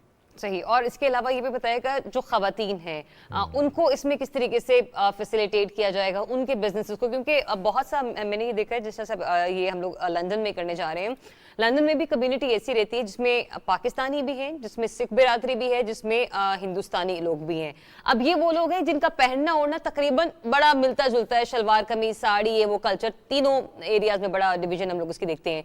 तो कोई टेक्सटाइल पॉइंट ऑफ व्यू से भी हम देखेंगे, कोई अच्छी कोलैबोरेशंस हमें नजर आएंगी? देखिए, ख्वातीन का जिक्र किया, आप तो शाना बशाना है माशाल्लाह, मेरे सामने बैठे हुए हैं आप दोनों, तो कहने का मकसद है उतना ही हक है जितना हम लोगों का हक है। तो ये जो है ये अब गैप नहीं आएगा, जहाँ आप मर्द देखें वहाँ ख्वातीन भी देखें। जो ख्वातीन जिन्होंने एक किरदार अदा किया है, जिनमें टैलेंट है, डेफिनेटली हम उन ऊपर लेके जाएंगे, और ये हमारा मेन मकसद ही ये है, जो छुपा हुआ टैलेंट है, चाहे वो UK में है चाहे वो पाकिस्तान में, उनको ऊपर लेके जाएं। ठीक, कुछ गवर्नमेंट से ज़रा आपकी मुलाकात जैसा सरवर साहब से भी हुई, लेकिन कोई ऐसी चीज़ें जो as a business community representative आप कहना चाहें गवर्नमेंट को कि अच्छा ये वो एरियाज है जहाँ पर और फोकस किया जा सकता है और बेहतरी लाई जा सकती है? देखिए, मेन चीज़ है कि ओवरसीज़ एहसास है आपका बहुत बड़ा, हमेशा पाकिस्तानी अवाम की, गवर्नमेंट की हेल्प की है। तो मैं तो कहता हूँ जैसे IMF के पास जाते हैं तो क्यों नहीं खान साहब आते हैं, इंग्लैंड में आएँ, बैठे जैसे पहले भी, ठीक है वो मसरूफ़ भी हैं पहले से ज़्यादा, तो वो आएँ अपनी कम्युनिटी से अपील करें। तो मैं कहता हूँ कि ओवरसीज़ पाकिस्तानियों के पास बहुत बड़ा दिल है, $5000 भी बंदा दे, 10,000 भी, वो अपील करें सिर्फ। खान साहब को सारी दुनिया ट्रस्ट करती है, तो मैं चाहता हूँ कि खान साहब आएँ, ओवरसीज़ से रिक्वेस्ट करें। तो ये मुझे नहीं लगता 3-4 मिलियन ये जो IMF के पास जाते हैं, तो हम क्यों ना दें इन्हें। यानी सिर्फ ओवरसीज पाकिस्तानी मिलकर ऐसा प्लान बना सकते हैं कि IMF के पास दोबारा ना जाना पड़े? डेफिनेटली। देखें, जब IMF का जाते हैं, महंगाई आती है, फिर हमारे जो मेन चीज़ फोकस है गरीब मारा जाता है। जब बेसिकली हम ये चाहते हैं खान साहब आएँ, हमने आगे भी हेल्प की है, हम हमेशा करेंगे। वो कहे ना, अब मैं एक और मिसाल देता हूँ, एम्बेसडर साहब से हम मिले तो ये रोशन डिजिटल अकाउंट बना, तो उन्होंने हमें कहा जी तंजीमें आती हैं, ये करती हैं, आप हमें 200 अकाउंट खोल के दें। विद इन 6 मंथ हमने 500 अकाउंट खोल के दिए हैं, हमने अपनी फैमिली से स्टार्ट किया है। तो उसके बाद जब हमने उनसे मीटिंग किया, दे आर वेरी सरप्राइज। हाँ वाकई, और हमारा जो काम है हमने आके अमली तौर पे करना है IBPC ने इंशाल्लाह, और जिन लोगों से मिले हैं उन्होंने हमें बड़ा अच्छा और पॉजिटिव हमें दिया है कि तो रोशन, डिजिटल अकाउंट को लेकर ओवरसीज पाकिस्तानियों को अगर कोई तहफ़्फ़ुज़ात थे या फंडामेंट आगाही नहीं थी, तो वो आपको लगता है बहुत अच्छा काम किया गया है? बहुत अच्छा है। इसमें आप अपने पाउंड्स में, डॉलर्स में आप इधर भेज सकते हैं, गाड़ी, घर, आपकी फैमिलीज को हेल्प हो सकती है, और उसके अलावा गवर्नमेंट को काफ़ी सपोर्ट हो लोग कर भी रहे हैं, और लोग कर रहे हैं। और हमारे जो अपने हम बिजनेसमैन हैं उन्होंने उसमें ट्रांसफ़र भी किए हुए हैं पैसे, तो उससे हमें काफ़ी सहूलत। मैंने खुद अपना ज़ाती तौर पर जब मैं साथ लेके आता, इससे पहले कि मैं भेज देता था, यहाँ यूज़ करता हूँ कार्ड, हमें कोई इशू नहीं है, हमें उससे ज़्यादा सहूलत है। अगर किसी फैमिली को चाहिए तो हम वहाँ बैठ के ट्रांसफ़र कर सकते हैं। अच्छा सर, हाँ, एक तो ये चीज़ भी है, लेकिन साथ ही साथ अभी रिसेंटली जो एक ओवरसीज कन्वेंशन भी हुआ, हमने उसमें भी देखा कि जो ओवरसीज पाकिस्तानी हैं उनको किस तरह से पाकिस्तान में प्रॉपर्टी पॉइंट ऑफ व्यू से सिक्योर करने और इन्वेस्टमेंट पॉइंट ऑफ व्यू से भी बिजनेस एक प्लान बनाया जा रहा है गवर्नमेंट की तरफ से कि आप पाकिस्तान में फलानी जगह पर अपनी प्रॉपर्टी खरीद सकते हैं। उस पर आपको क्या लगता है कि जो ओवरसीज हैं वो उनके लिए कितनी अच्छी फैसिलिटी हो सकती है? देखिए, आज से पहले जो था लोगों को ट्रस्ट नहीं था। आपको मेन मकसद पता है कि यहाँ पे जो कब्जा ग्रुप होता था, फैमिलीज़ हैं, वो बाहर के लोग नहीं होते थे। जब लोग प्लाट लेते, घर लेते, उन्हें पता है ये यहाँ नहीं है, तो केसेस होते थे, अदालतों में चलते थे, तो वो एक थोड़ा सा लॉन्ग सिलसिला चलता था। अब ये है कि जब से ये गवर्नमेंट आई है, लोगों को ट्रस्ट बढ़ गया है। उसके बाद मैं अब मुबारकबाद पेश करता हूँ आपके चैनल के तरफ से, मुझे फ़ायदा हुआ कि हमारे तारिक महमूदुल हसन साहब पहले तो वाइस चेयरमैन बने थे ओवरसीज़ के, तो खान साहब ने उन्हें पर्सनल एडवाइज़र कल से बना लिया। सही। तो उन्होंने I think so with in 3 months 1200 plus cases को क्लियर करवाया है। लोग उनसे बड़े खुश हैं, तो इससे गवर्नमेंट पे काफ़ी ट्रस्ट है। और दूसरा ये है कि अब लोग ट्रस्ट कर रहे हैं, पैसा आ रहा है, लेकिन मेन मकसद है कि जो ओवरसीज़ को इज़्ज़त प्यार है, एयरपोर्ट पे अभी भी मसले मसाइल चलते हैं, उनके लिए एक अलहदा काउंटर होना चाहिए। जो यूके से आ रहे हैं या यूरोप से आ रहे हैं, उनके लिए अलहदा काउंटर, जो मुश्किलात है उस तरह की अभी तक है। मैंने खुद किस किस्म की फेस करनी पड़ती है सर आप लोगों को? देखें, उसमें ये है, एक जो क्यू होती है, क्यू प्रॉपर नहीं लगती। उसके बाद अभी भी VIP कल्चर चलता है, ठीक है, वो नहीं होना चाहिए। अगर हम लोग क्यू में खड़े होते हैं, जैसे यहाँ से कोई लोग होते हैं जो यहाँ से VIP में और हीथ्रो में जब जाते हैं, तो वो उसी क्यू में होते हैं। तो ये चीज़ें थोड़ी सी रखनी चाहिए, और ख़ास तौर पर जो ये लोग होते हैं, ये गवर्नमेंट को हेल्प करें। तो हमें वो चीज़, जैसे हम सोच के आते हैं कि हमने पाकिस्तान के लिए ये किया है या हमने पाकिस्तान को ये दिया, तो हमें भी वो प्यार और इज्जत मिलनी चाहिए। आपको लगता है कि ओवरसीज पाकिस्तानियों को फिर ये VIP प्रोटोकॉल मिलना चाहिए एयरपोर्ट पर? नहीं, हर प्रोटोकॉल तो चाहिए ही नहीं। अच्छा, आप कह रहे हैं अलग काउंटर चाहिए। अलग काउंटर से ये मतलब है कि अगर वो फास्ट काउंटर है, या उसको एक तरीकाकार बना देना। मैं वही समझना चाह रहा था कि जैसे अब 10 काउंटर है, 4 फ्लाइट्स आ चुकी है, तो 2 काउंटर खुले हुए, 8 बंद है, यानी काउंटर सारे खुले हैं। एग्जैक्टली, ओके, इसको फैसिलिटेट किया, यानी तमाम पैसेंजर्स की आप बेसिकली बात कर देखें जी, तमाम भाई बराबर हैं, चाहे वो कुवैत से आए हैं, मिडल ईस्ट से आए हैं, यूरोप से आए हैं, यूके से आए हैं, सारे मेहनत कश हैं, सब ओवरसीज हैं, तो सबको एक जैसा बर्ताव किया जाए, सबके साथ एक जैसा बर्ताव होना चाहिए। जबरदस्त sir, thank you very much sir, साथ मौजूद है। All the best for that expo, you are going to do that in October. In October इंशाल्लाह। चलें जी, एक ब्रेक लेंगे, न्यूज़ ब्रेक, वापस आएंगे, साथ रहिए।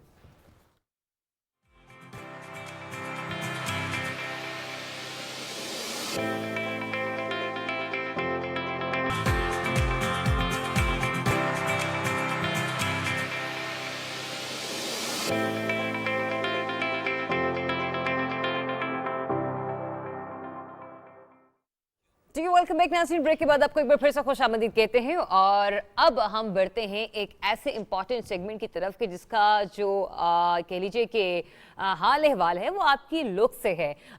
वैसे तो हम लोग डिफरेंट लुक्स कैरी करते हैं, हर एक शख्स का अपने अपने दायरे से एक अलग सा कनेक्शन होता है, और हमने अगर हम मुख्तलिफ तकरीबात की बात करें जिनमें अगर शादी है तो हम लोग फैंसी ड्रेसेस को कैरी करते हैं, अगर हम देखते हैं कि पार्टी है तो हम लोग थोड़ा सेमी फॉर्मल टच में चले जाते हैं। लेकिन एक ऐसा मामला जो कि हमारे दिल के लिए इसलिए भी बड़ा करीब होता है कि बहुत सारे लोग कॉर्पोरेट सेक्टर में काम करते हैं, और कॉर्पोरेट सेक्टर में बड़ा आपको सोच समझ के ड्रेसिंग को कैरी करना होता है। बड़े पैस्टल कलर्स भी होते हैं, लाइट होते हैं, किसी का यूनिफॉर्म या किसी का जो ऑरा होता है उसकी कंपनी का वैसे होता है कि आपको सॉलिड कलर्स कैरी करना होते हैं। तो इसके लिए भी एक आर्ट, एक डिजाइनर का होना बहुत जरूरी है। जरा सी आपने की गलती तो लोग कहते हैं भाईजान सीधा शादी पे जाना है यहाँ से। हाँ बिल्कुल, आपको ऐसा ही सुनने को मिलता है, और क्योंकि ये अक्सर मेरे साथ एक दफा हो भी गया, मैंने कोई एक आधी मीटिंग अटेंड करनी थी और मैं शो खत्म होने के बाद वहां पर चलेगी। शो के लिए आप एक डिफरेंट तरीके से रेडी होते हो, आपने ऑफिस जाना किसी और तरीके से कैरी करते हो, तो मुझे एक कॉम्प्लीमेंट ये मिला था, इनकी क्या मतलब उनको नहीं पता, कहते यार वो मेरी उस लड़के से बात हुई है आज, वो जिसकी नई नई शादी हुई है।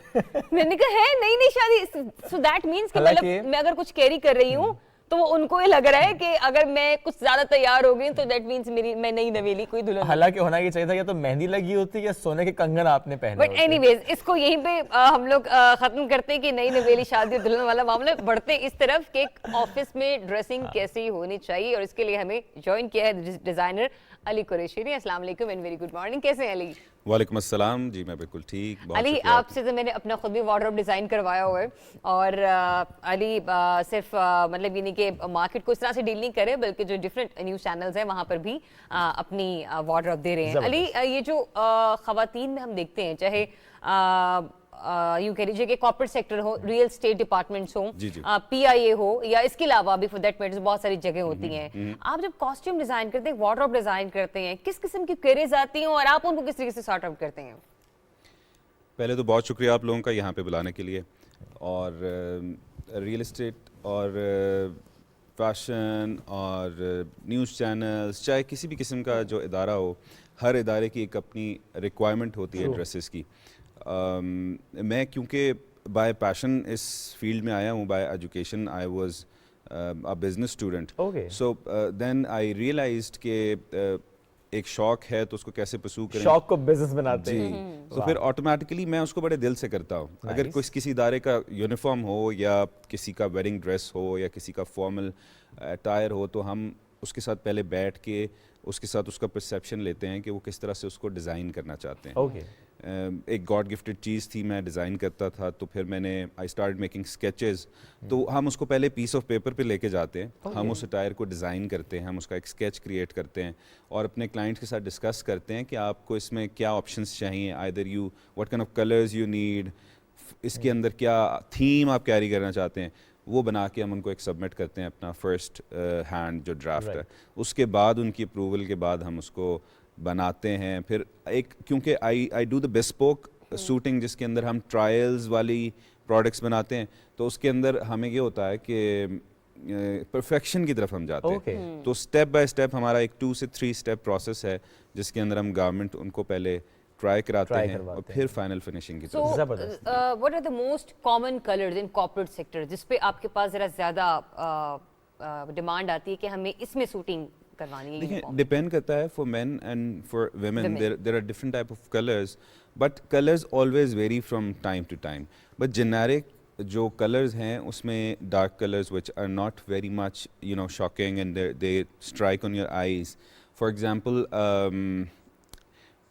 क्योंकि मैं बिज़नेस का स्टूडेंट भी हूँ, so part of the communication skills and your grooming, इसके अंदर कुछ ऐसे कलर्स हैं जो इंटरनेशनली एक्सेप्ट होते हैं, जिसमें अक्सर कहा जाता है कि आप जब अपने इंटरव्यू के लिए जाएं तो आप ब्लूज़ को वेयर करें। That is something which that is the reason you are wearing a blue color today. कि मेरा तो इंटरव्यू ये वाला इंटरव्यू नहीं, मैं जॉब इंटरव्यू की बात कर रहा हूँ। So that gives a very soothing and calm effect on the person you're sitting next to. ठीक है, तो ये कुछ आपने अच्छा एक मशवरा भी दे दिया। जी। और कलर्स का एक बड़ा इम्पैक्ट होता है पर्सनालिटी के ऊपर, और जो सेकंड पर्सन आपके साथ इंटरेक्ट कर रहा है उसके ऊपर भी। Okay, so this is one of the reason. But खवातीन के लिए और मर्दों के लिए there are different type of colours. ठीक है। अच्छा अली, मुझे ये बताएं कि अब कॉर्पोरेट फैशन की मार्केट बहुत वसी होती जा रही है। डज दैट मीन कि नए आने वाले स्टूडेंट्स को इसमें बहुत पोटेंशियल नज़र भी आ रहा है, और अगर इसमें आएंगे तो वो ज़्यादा अच्छा ग्रो कर पाएंगे? देखें, पोटेंशियल, अक्सर लोग कहते हैं कि मैं जो है स्कोप किस फील्ड में है या पोटेंशियल किस फील्ड में है, मैं इस बात को हमेशा जो है वो डिनाई करता हूँ। बिल्कुल सही है। पोटेंशियल एंड स्कोप हर जगह है, आपने उसको खुद ड्राइव करना है। You have to meet the finest of that field.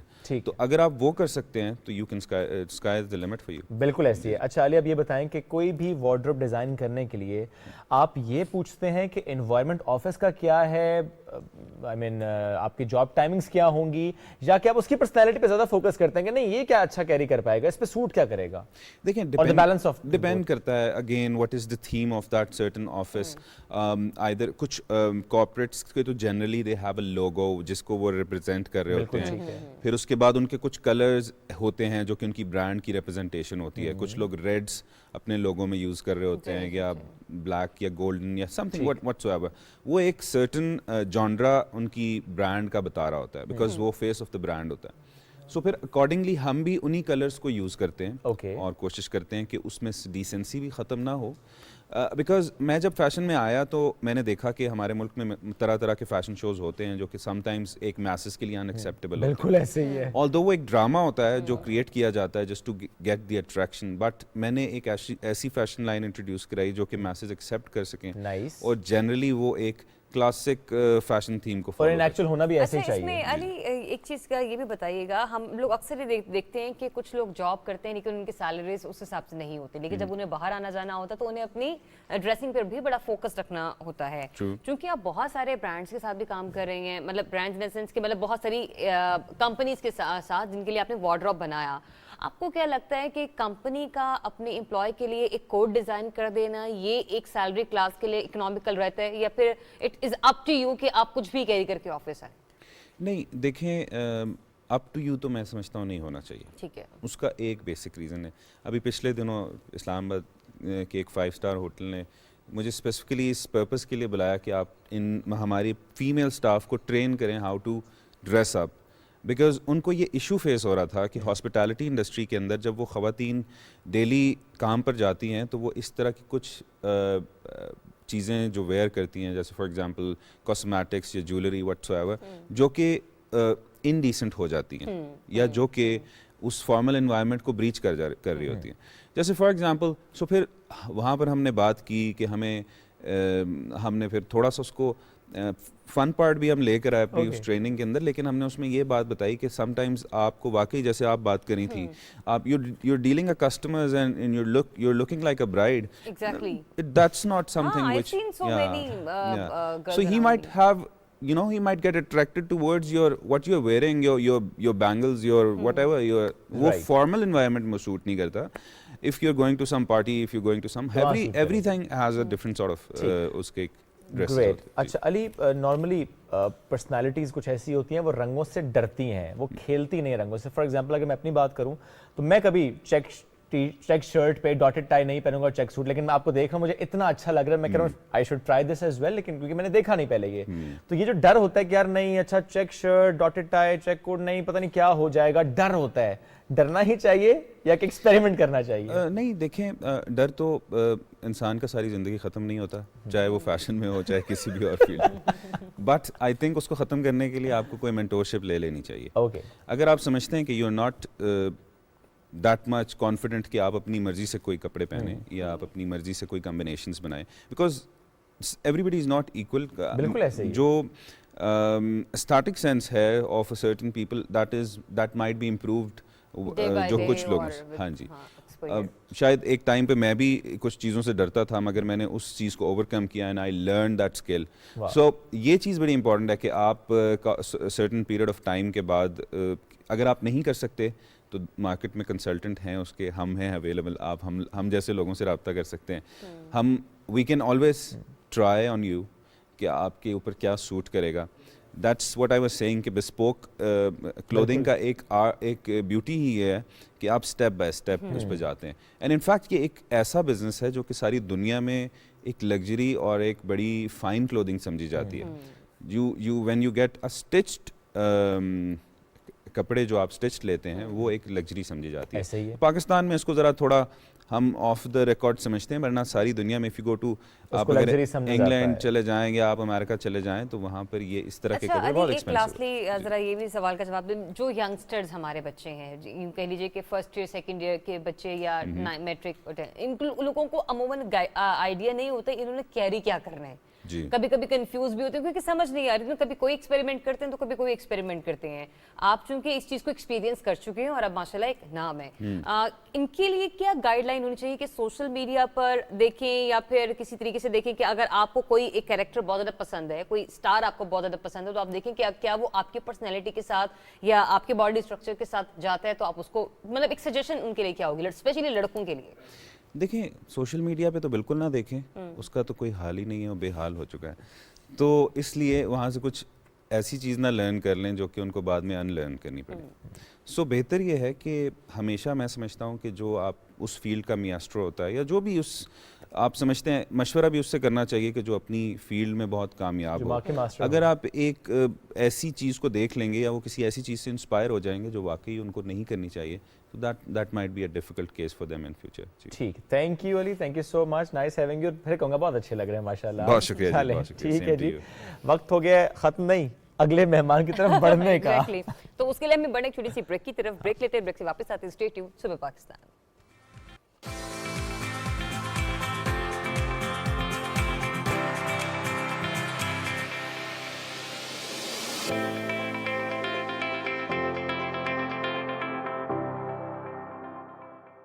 क्या आपको पता है पिछले 20 सालों में स्टॉक मार्केट इन्वेस्टमेंट का रिटर्न 18% सालाना रहा है, यानी कि बाकी ऑप्शंस जैसे कि बैंक, गोल्ड, रियल एस्टेट और डॉलर से काफ़ी बेहतर।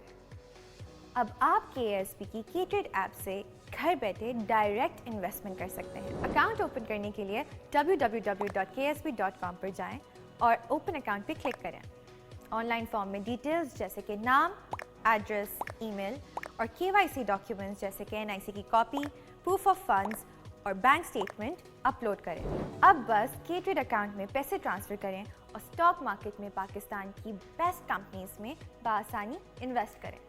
K-Trade, अब इन्वेस्टमेंट करे हर कोई।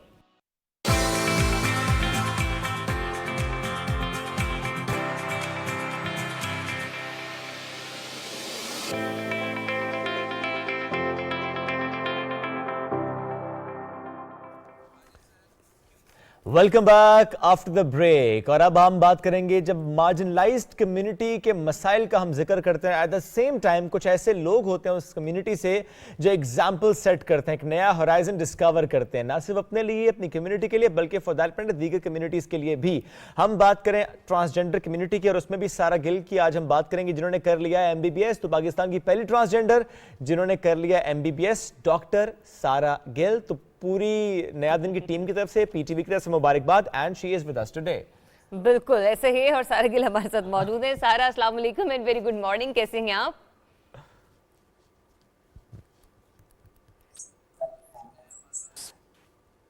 सर, आपको आवाज आ रही है? हमें सुन पा रही है?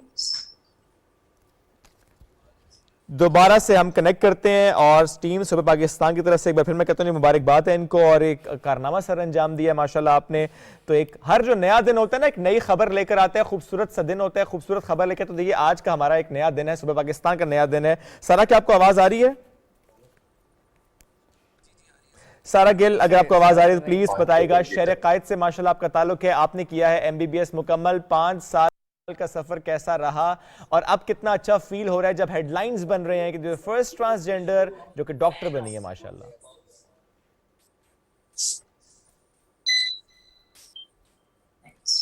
सारा, आप I think she is not with us right now, मतलब she is trying to, technical issue आ रहा है एग्जैक्टली।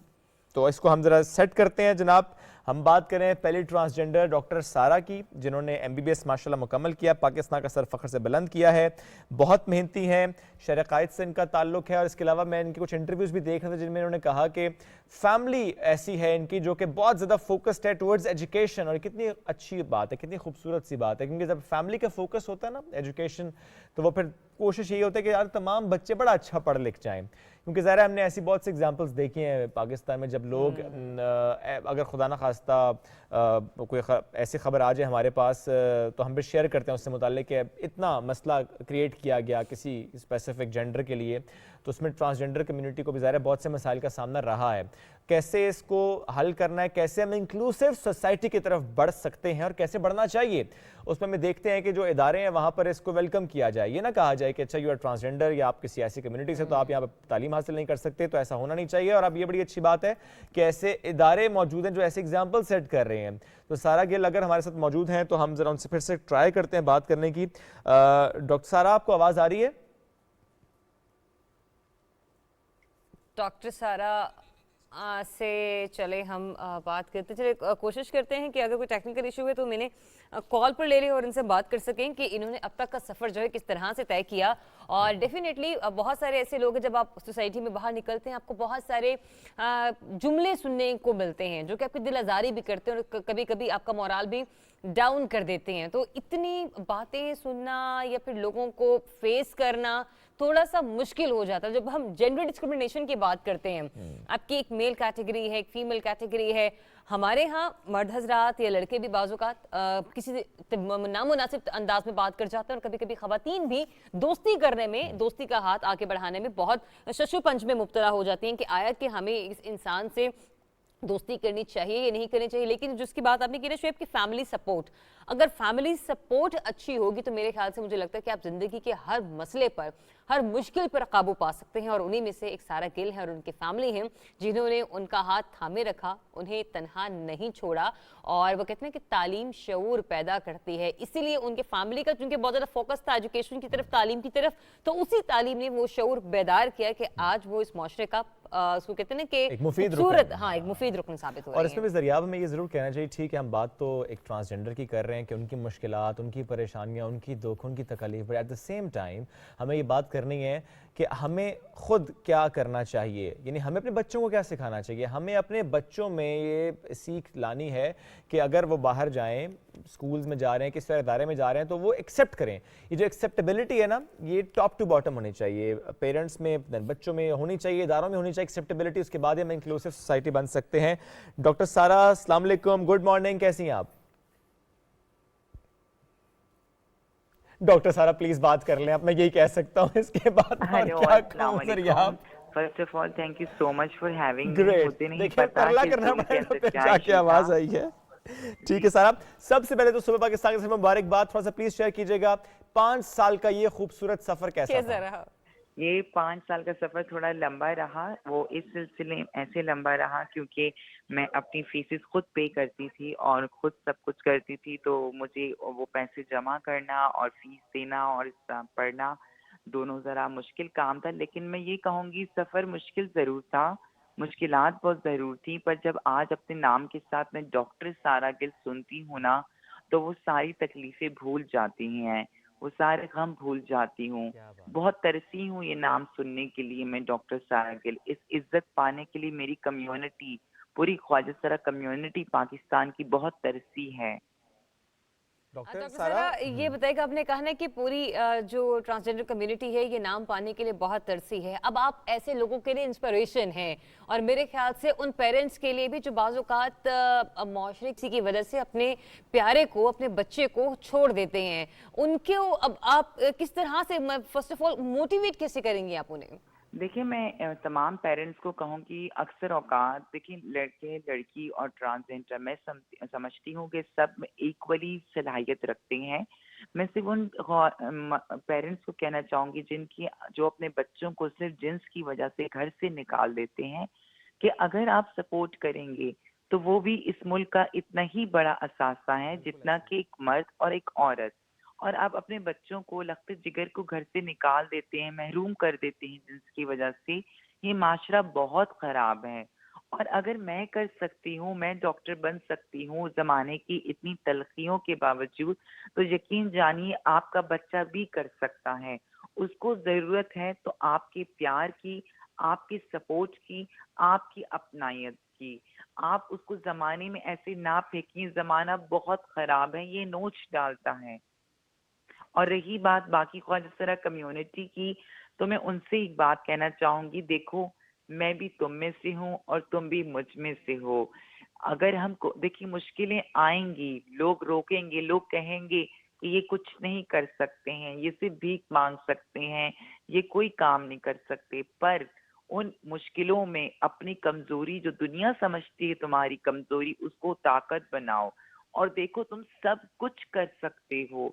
आज एक सारा आई है, अगर इसी तरह ये कारवां चला तो आगे बहुत ही सारा, और सारा ही क्या, मुझसे बेहतर लोग भी आएंगे।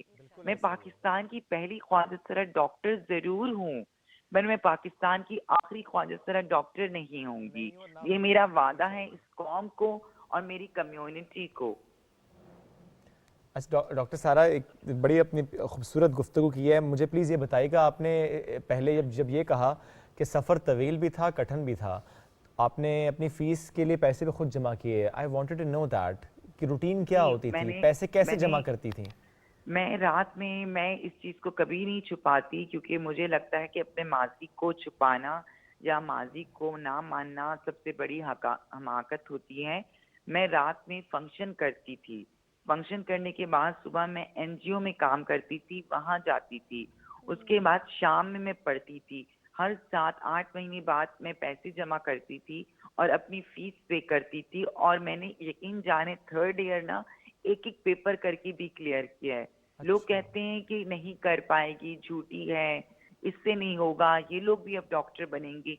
इन अल्फाजों ने मेरा जज्बा, मेरा जोश, मेरी हिम्मत टूटने नहीं दी। और फिर फाइनल ईयर जब मैं फाइनल प्रॉफ में आई, वो मैंने 1 अटेम्प्ट में क्लियर किया, क्योंकि मेरी फ्रेंड है, उन्होंने मुझे मेरी फाइनल ईयर की फीस में सपोर्ट किया। सोनल उनका नाम है, उनका नाम इसलिए ले रही हूँ क्योंकि अगर वो मुझे सपोर्ट नहीं करती तो शायद मैं फाइनल ईयर भी 1st अटेम्प्ट में क्लियर ना कर पाती फीस की वजह से। टीचर्स की सपोर्ट कैसी रही सारा? जी, टीचर्स की सपोर्ट देखिए, टीचर्स की सबसे पहले तो टीचर्स पे आने से पहले मैं अपने क्लासमेट्स जो कि इस दफ़ा फाइनल प्रोफेशनल में मेरे साथ थे, उनकी बात कहूँगी कि सैल्यूट है उनको और उनके माँ बाप को, जिन्होंने उनको इतनी अच्छी परवरिश दी कि उन्होंने इस ट्रांसजेंडर को फील ही नहीं होने दिया कि वो ट्रांस है। मुझे स्कूल, मुझे यूनिवर्सिटी जाना, क्लासेस लेना, किसी चीज़ में शर्म या डर नहीं लगा। उन्होंने मुझे इतना सपोर्ट और प्यार दिया कि मुझे महसूस ही नहीं हुआ कि मैं ट्रांस हूँ। और मेरी टीचर्स, देखिए, बुरे और अच्छे लोग हर जगह होते हैं, पर थोड़ी सी बुराई की वजह से ना आप ज्यादा लोगों की अच्छाई को नहीं छोड़ सकते हैं। मेरे टीचर्स, मेरे HODs, मेरे प्रिंसिपल बहुत ज्यादा सपोर्टिव थे। हाँ, फीसेस मैंने खुद दी है, मैं मानती हूँ, लेकिन एक मोरल और एक सोशल सपोर्ट के नहीं, डिस्क्रिमिनेशन ना आप बिल्कुल नहीं कर सकते। सारा, लास्टली मुझे जरा एक और सवाल का जवाब दीजिएगा। आप अपने तय किस तरह से देखते हैं हमारे माशरे में एक्सेप्टेबिलिटी किस हद तक है एक ट्रांसजेंडर को लेकर? देखिए, ये जो है ना सवाल, ये सवाल आप मुझसे ना 1 साल बाद कीजिएगा। देखिए, माशरे ने हमेशा हमें कहा कि आप लोग ऐसे नहीं हो, ऐसे होते तो हम अपनाते, ये करते तो हम अपनाते, वो करते तो हम आपको इज्जत देते या जॉब देते, आपकी क्वालिफिकेशन नहीं। अब हमारे पास सब कुछ है और मैं इसकी मिसाल हूँ। मैं देखना चाहती हूँ ये पाकिस्तानी माशरा अब इस पढ़ी लिखी डॉक्टर सारा गिल जो सब कह रहे हैं ट्रांसजेंडर, उसको कैसे डील करता है, उसको कैसे फैसिलिटेट करता है। ये सवाल तो पाकिस्तानी गवर्नमेंट पर होगा कि अब तो एक पढ़ी लिखी ट्रांसजेंडर है, उसके साथ कैसा बिहेवियर होता है, ये आने वाले दिनों में पता चलेगा।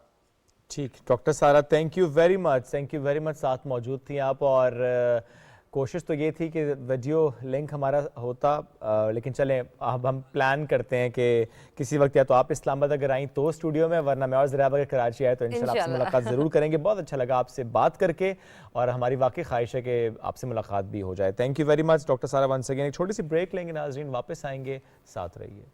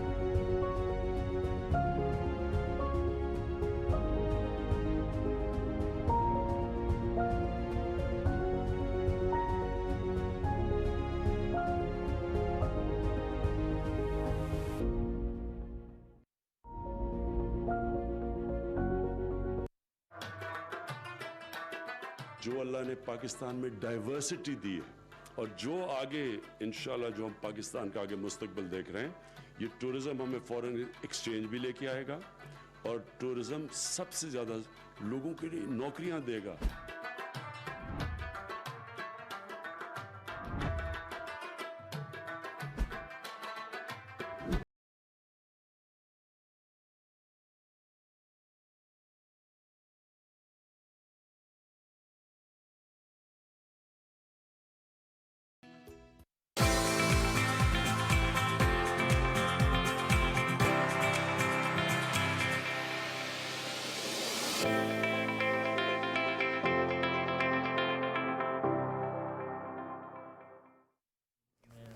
Welcome back after the break. नाजरीन, जुम्मे की मुनासबत से हमारी कोशिश होती है कि किसी ऐसी शख्सियत को हम दावत दें, उनके साथ बैठें, नशिस्त हो कि रहनुमाई हमारी भी हो, रहनुमाई आपकी भी हो, सीख हम भी कुछ लें उन लम्हात में से जिसमें ज़ाहिर है जो मजहबी स्कॉलर्स हैं हम उनसे जो है ना खासा ज़ाहिर सीख पाते हैं। आज हमें ज्वाइन किया है डॉक्टर अहमद अली सिराज साहब ने। इस्लामिक बैंकारी में खासा उन्होंने काम किया, मुबल्लिग इस्लाम होने के साथ साथ वज़ारत मज़हबी उमूर पाकिस्तान के नेशनल उलमाए मशाइख काउंसिल के रुकन भी हैं। 32 साल कुवैत में वज़ारत औक़ाफ़ में इमाम और ख़तीब रहे और इसके अलावा अब जिस तरह हम बात करें मदीना मुनव्वरा में मुक़ीम है और कई दीनी इस्लामी किताबों के मुसन्निफ़ हैं। आज हमारे साथ मौजूद हैं, उन्हें वेलकम करते हैं। अस्सलाम वालेकुम सर, कैसे हैं आप? Sir, it's player having you, माशाल्लाह। इतनी खुशी हो रही है कि आप यहाँ पर मौजूद हैं। थोड़ा सा प्लीज़ बताइएगा रूटीन आजकल क्या है पाकिस्तान में और वैसे जनरली? जी बस मैं अभी कुछ मुद्दत तो कोरोना वायरस की वजह से वहाँ से सफ़र अलाउड नहीं था। सही। तो इन दिनों में मदीना मुनव्वरा से पाकिस्तान हमारा ऐसा मुल्क जिससे मोहब्बत सीने में हमेशा रहती है। बिल्कुल। तो मैं आया हूँ और इंशाल्लाह चंद दिनों के बाद फिर दोबारा मदीना मुनव्वरा चला जाऊँगा।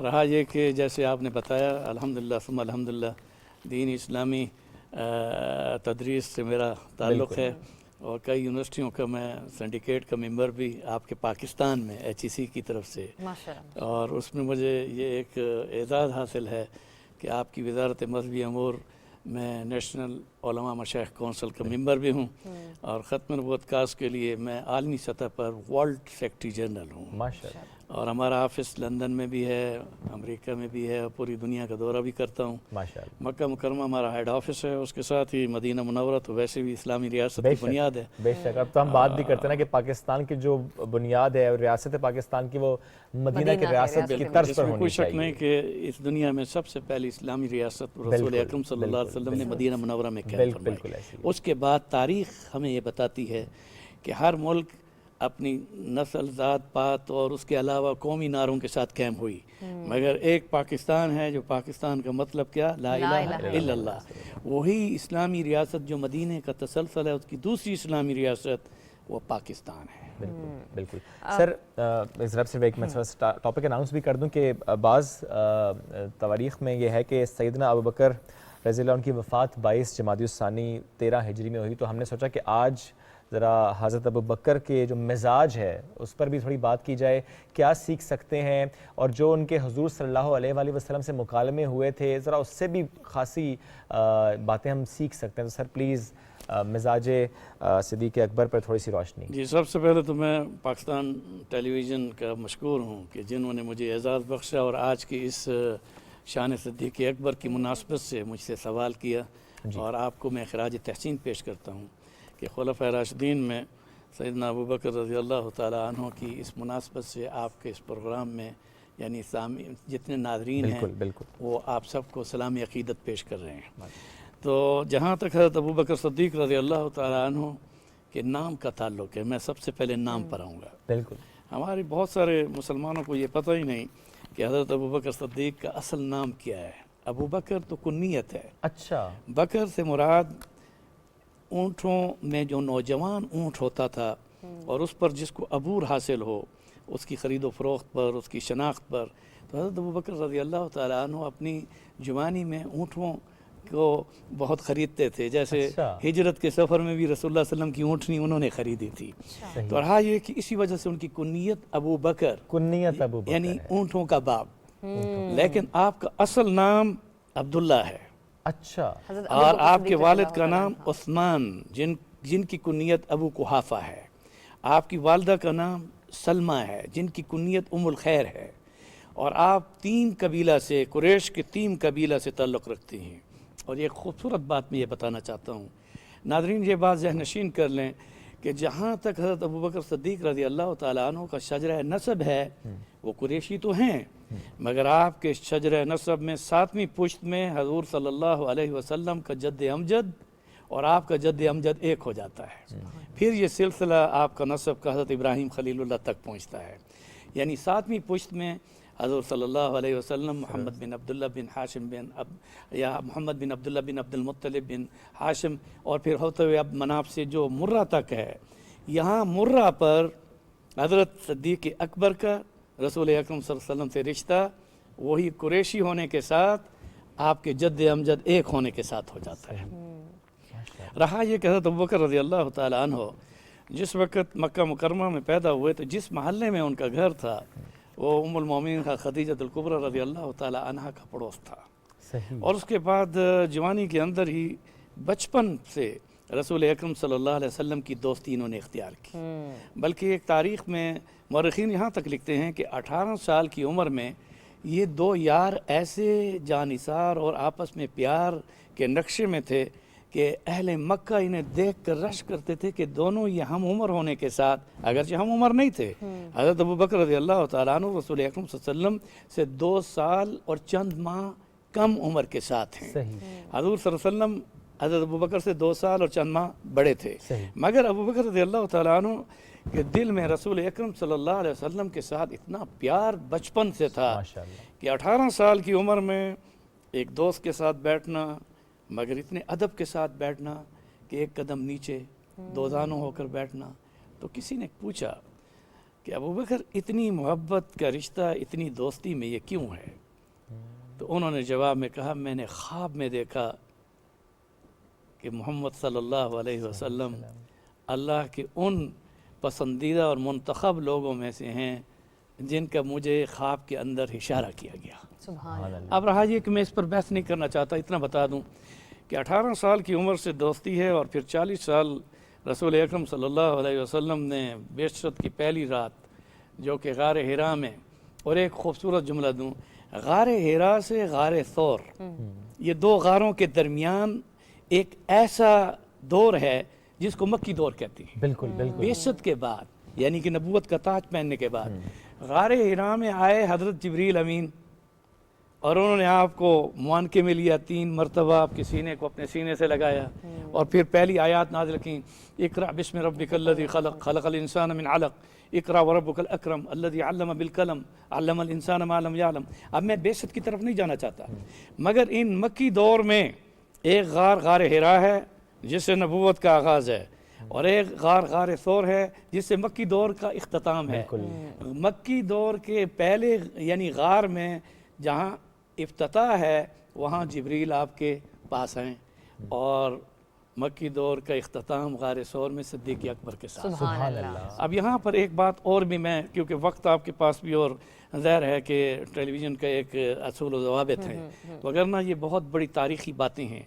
मैं यहाँ एक बात बताना चाहता हूँ कि रसूल अकरम सल्लल्लाहु अलैहि वसल्लम पर उस गार हिरा से अपने घर आने के बाद जहाँ सबसे पहले ईमान लाने वाली उम्मुल मोमिनीन खदीजतुल कुबरा रज़ी अल्लाह ताला अन्हा हैं, वो आपकी ज़ौजा तय्यबा ताहिरा, मगर मर्दों में और आज़ाद मर्दों में सबसे पहले ईमान लाने वाले हज़रत अबू बकर सिद्दीक़ हैं। और ये भी तारीख़ी बात है कि वर्का बिन नौफल ने आपको ख़बर दी, क्योंकि खदीजतुल कुबरा रज़ी अल्लाह ताला अन्हा ने अपने चचाज़ाद भाई को जाकर बताया कि मेरे सरताज के पास तो जिब्रील आया है।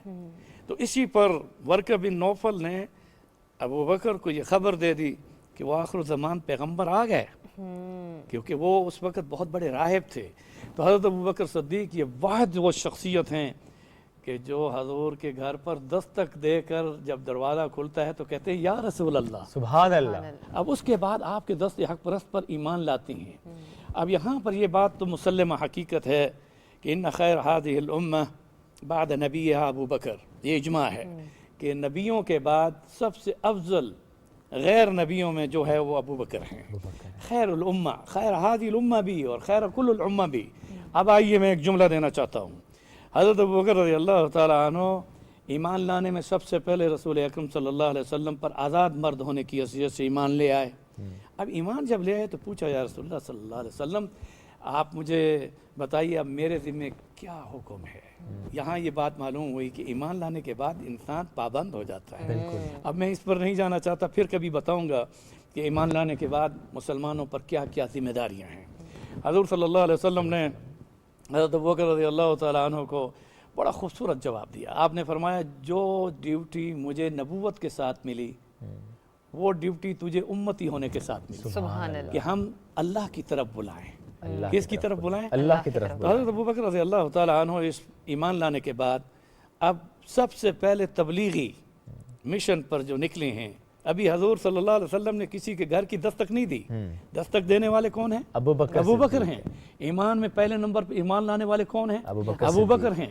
उसके बाद जब ड्यूटी मिली कि आप अल्लाह की तरफ बुलाएं, तो सबसे पहले हज़रत उस्मान बिन अफ़्फ़ान के घर गए, उसको कायल किया।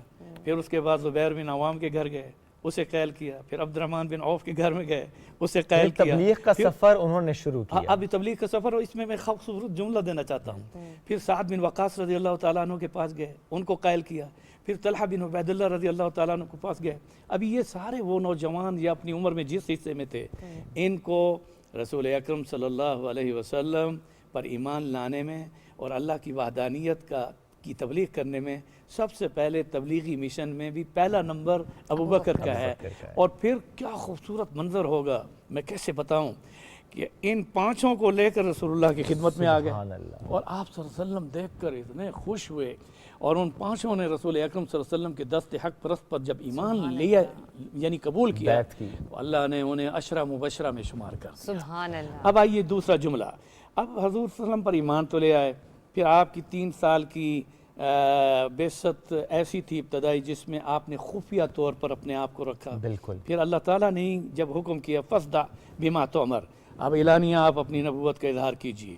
तो फिर कोई सफ़ा की चोटी पर खड़े होकर हजूर ने जब सब कुरैशियों को और तमाम अरब कबीलों को बुलाया, और उसमें फिर उसके बाद जब उनसे कहा या अय्युहन्नास क़ूलू ला इलाहा इल्लल्लाह। अब इसमें खूबसूरत जुमला ये है कि 2 आपके वो साथी हजूर के दाएं बाएं और वो 5 जो ईमान ले आए, उन्होंने हजूर की इस बात पर कूलू, जब आपने फरमाया कहो ला इलाहा इल्लल्लाह, तो उनमें अबू बकर हैं, हज़रत अली हैं, हज़रत उस्मान हैं, हज़रत उबैर हैं, इसी तरह ये 5 और उसके साथ वहाँ पर कलमा पढ़ने वाली ये मुख्तसर जमात।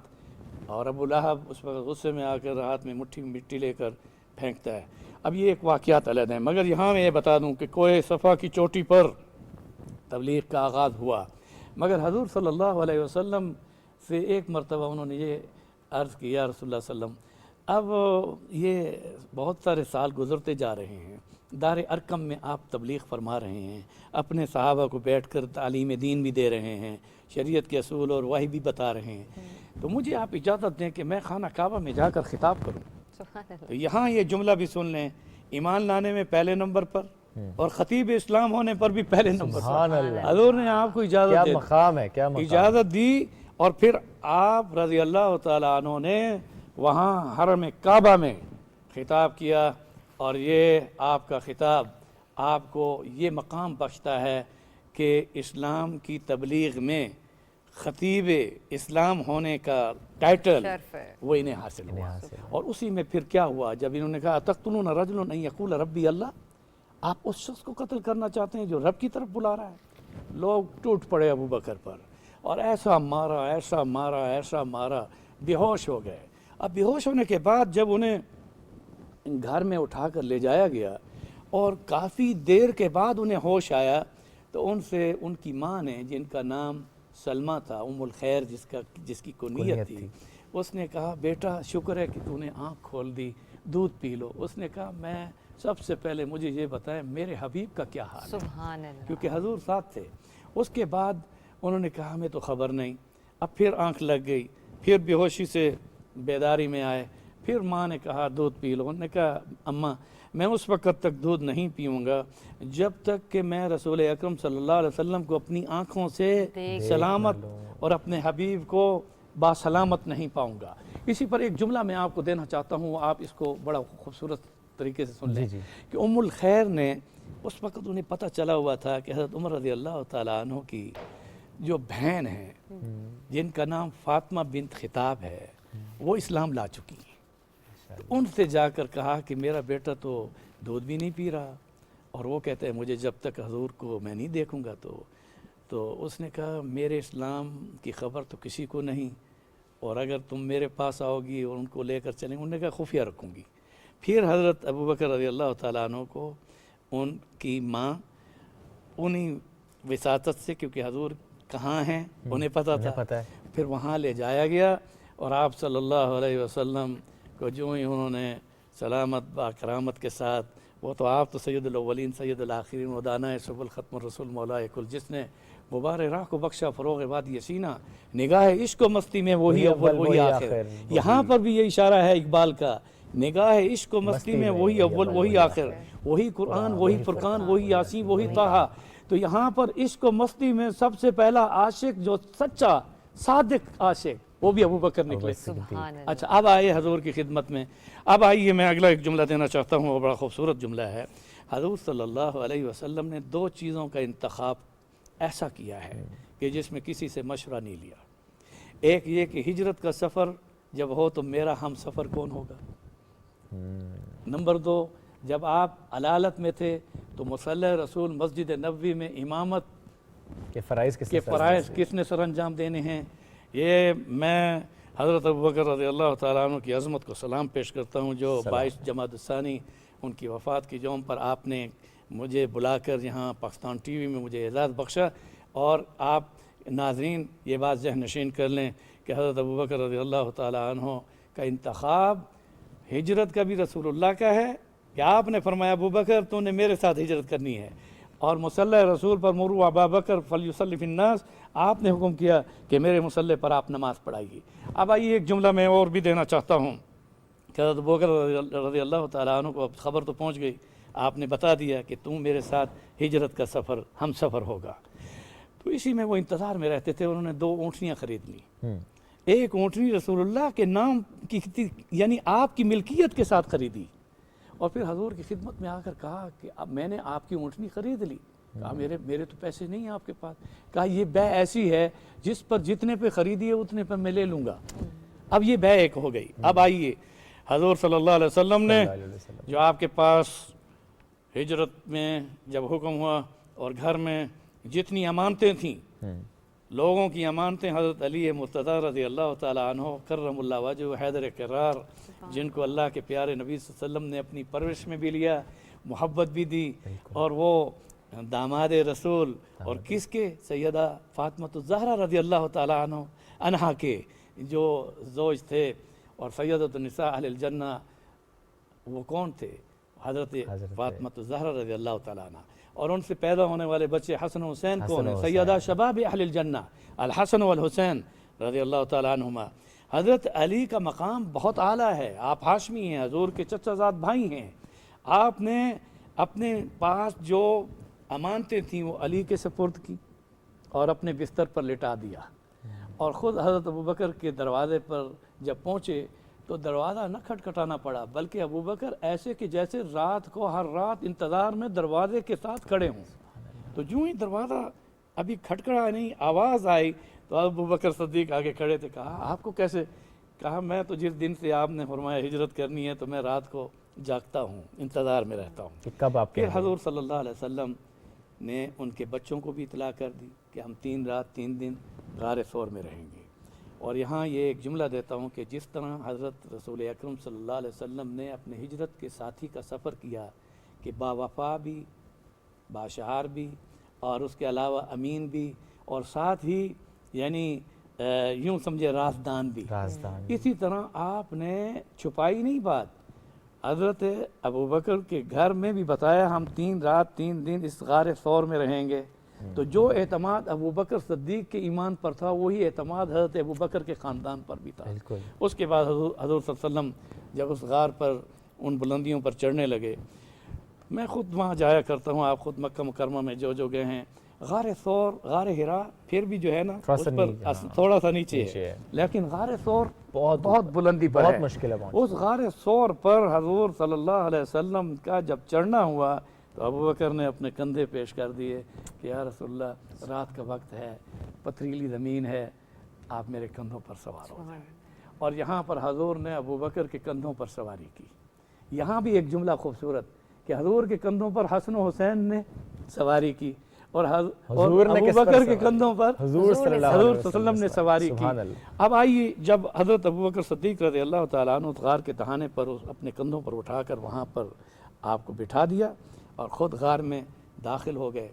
अब अंधेरा है, रात है, उसके बाद हाथ से टटोर रहे हैं, कोई गार में सुराख ना हो, अपनी चादर के टुकड़े किए, उनमें सब में टुकड़े डाल दिए और उसके बाद एक सुराख ऐसा था जो बड़ा था, तो उसमें अपना पाँव रख कर बैठ गए। और आप गए होंगे, यहाँ जो लोग गए हैं वो जानते हैं, छोटी सी गार है, तो उसमें टेक लगा के अपने उस पाँव को उस सुराख पर रख कर क्या आवाज़ देते हैं, या रसूलल्लाह आइए आपका बिस्तर तैयार है। सुभान अल्लाह। अब देखिए, पहले कंधों पर उठाया तो सवारी, अब हजूर जब अंदर आए तो आपके सर मुबारक को अपनी गोद में ले लिया और इसी तरह से अपनी यार को अपनी गोद में जब लिया, तो यहाँ एक जुमला और भी देना चाहता हूँ कि वैसे भी हज़रत अबू बकर सिद्दीक़ रज़ी अल्लाह तआला अन्हु से जब किसी ने पूछा खलीफतुर रसूल होने के बाद, जब खलीफा बने, कि आपकी सबसे बड़ी ख्वाहिश क्या थी ज़िंदगी में, दुनिया में, उसने कहा अन्नज़्रु अला वजहि रसूलिल्लाह, मेरी ख्वाहिश ज़िंदगी में एक ही रही कि मेरी नज़र हो रसूलुल्लाह का चेहरा हो।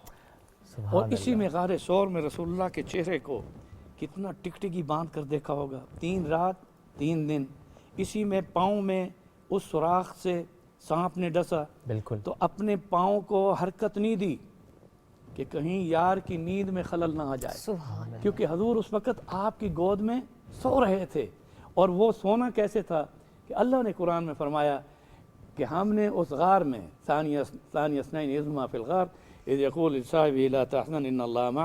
अब ये एक तशरीह तलब है, बहुत लंबा इसका मौजूद। इसमें बस कतक लाने की मालूम, चूँकि बात यहाँ पर आई है ना कि गार की बात हो रही है, उनका जिस तरह से उनके गोद पे सर रख कर सोना, क्या ये एक वजह होगी कि कितनी अजमत है उनकी कि पहलू में दफन है हुजूर के हज़रत? मैं कहता हूँ, यही मैं बताना चाहता हूँ कि आप ये सवाल बड़ा अजीम है कि 3 रात 3 दिन हजूर की गोद में जब उनका आपका सर मुबारक था और सांप ने डसा और सांप की जहर के असर को भी बर्दाश्त करते रहे, टांग नहीं हिलाई, और वो आंखों में आंसू गर्म होकर रसूलुल्लाह के चेहरे पर गिरे, सीने पर नहीं गिरे।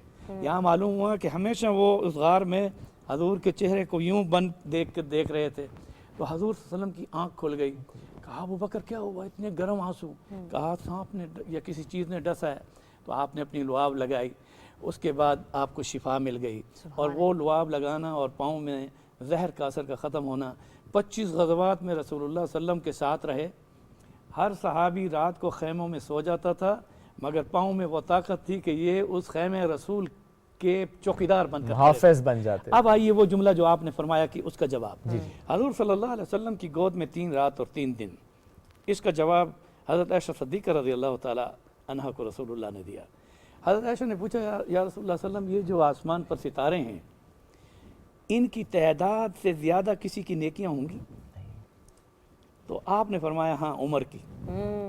किसकी? उमर की, हज़रत उमर की। तो उन्होंने कहा मेरे बाप का क्या मकाम है फिर? तो आपने फरमाया उमर की पूरी उम्र की नेकियां और तेरे बाप की गारे सोर में 3 रात और 3 दिन की वो गोद, वो सारी उम्मत की नेकियां एक तरफ, उमर की नेकियां एक तरफ, मगर वो 3 रात और 3 दिन का मर्तबा एक तरफ। अब आइए, रसूल अकरम सल्लल्लाहु अलैहि वसल्लम ने फरमाया मैंने दुनिया में सबके एहसानात चुका दिए सिवाय अबू बकर के, और उसमें 3 रात और 3 दिन हजूर के यानी गोद, हजूर सल्लल्लाहु अलैहि वसल्लम हजरत अबू बकर की गोद में थे।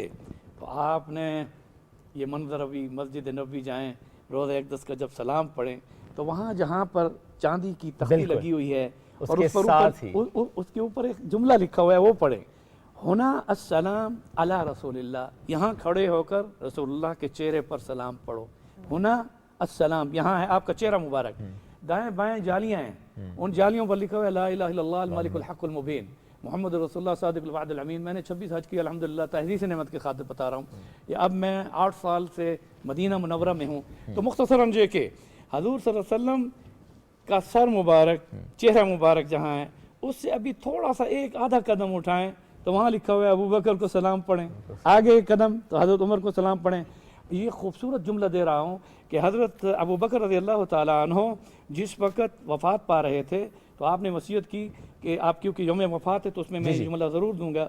आपने अपनी वफ़ात में वसीयत की कि मेरा गुस्ल मेरी बीवी देगी, वो अस्मा बिन्त उमैस जो हज़रत जाफ़र की बेवा थी और इनके निकाह में आई, और इनके निकाह में आने के बाद फिर उनका निकाह हज़रत अली से हुआ। बहरहाल फिर उसके बाद हज़रत अबू बकर रज़ी अल्लाह ताला अन्हु को जब दफनाया गया तो आपके पाँव में नहीं है, जहाँ रसूलुल्लाह का सीना शुरू होता है वहाँ अबू बकर। सुभान अल्लाह, सुभान अल्लाह, बहुत शुक्रिया नाज़रीन। वक्त हो गया ख़त्म, न्यूज़ हेडलाइंस शामिल करते हैं।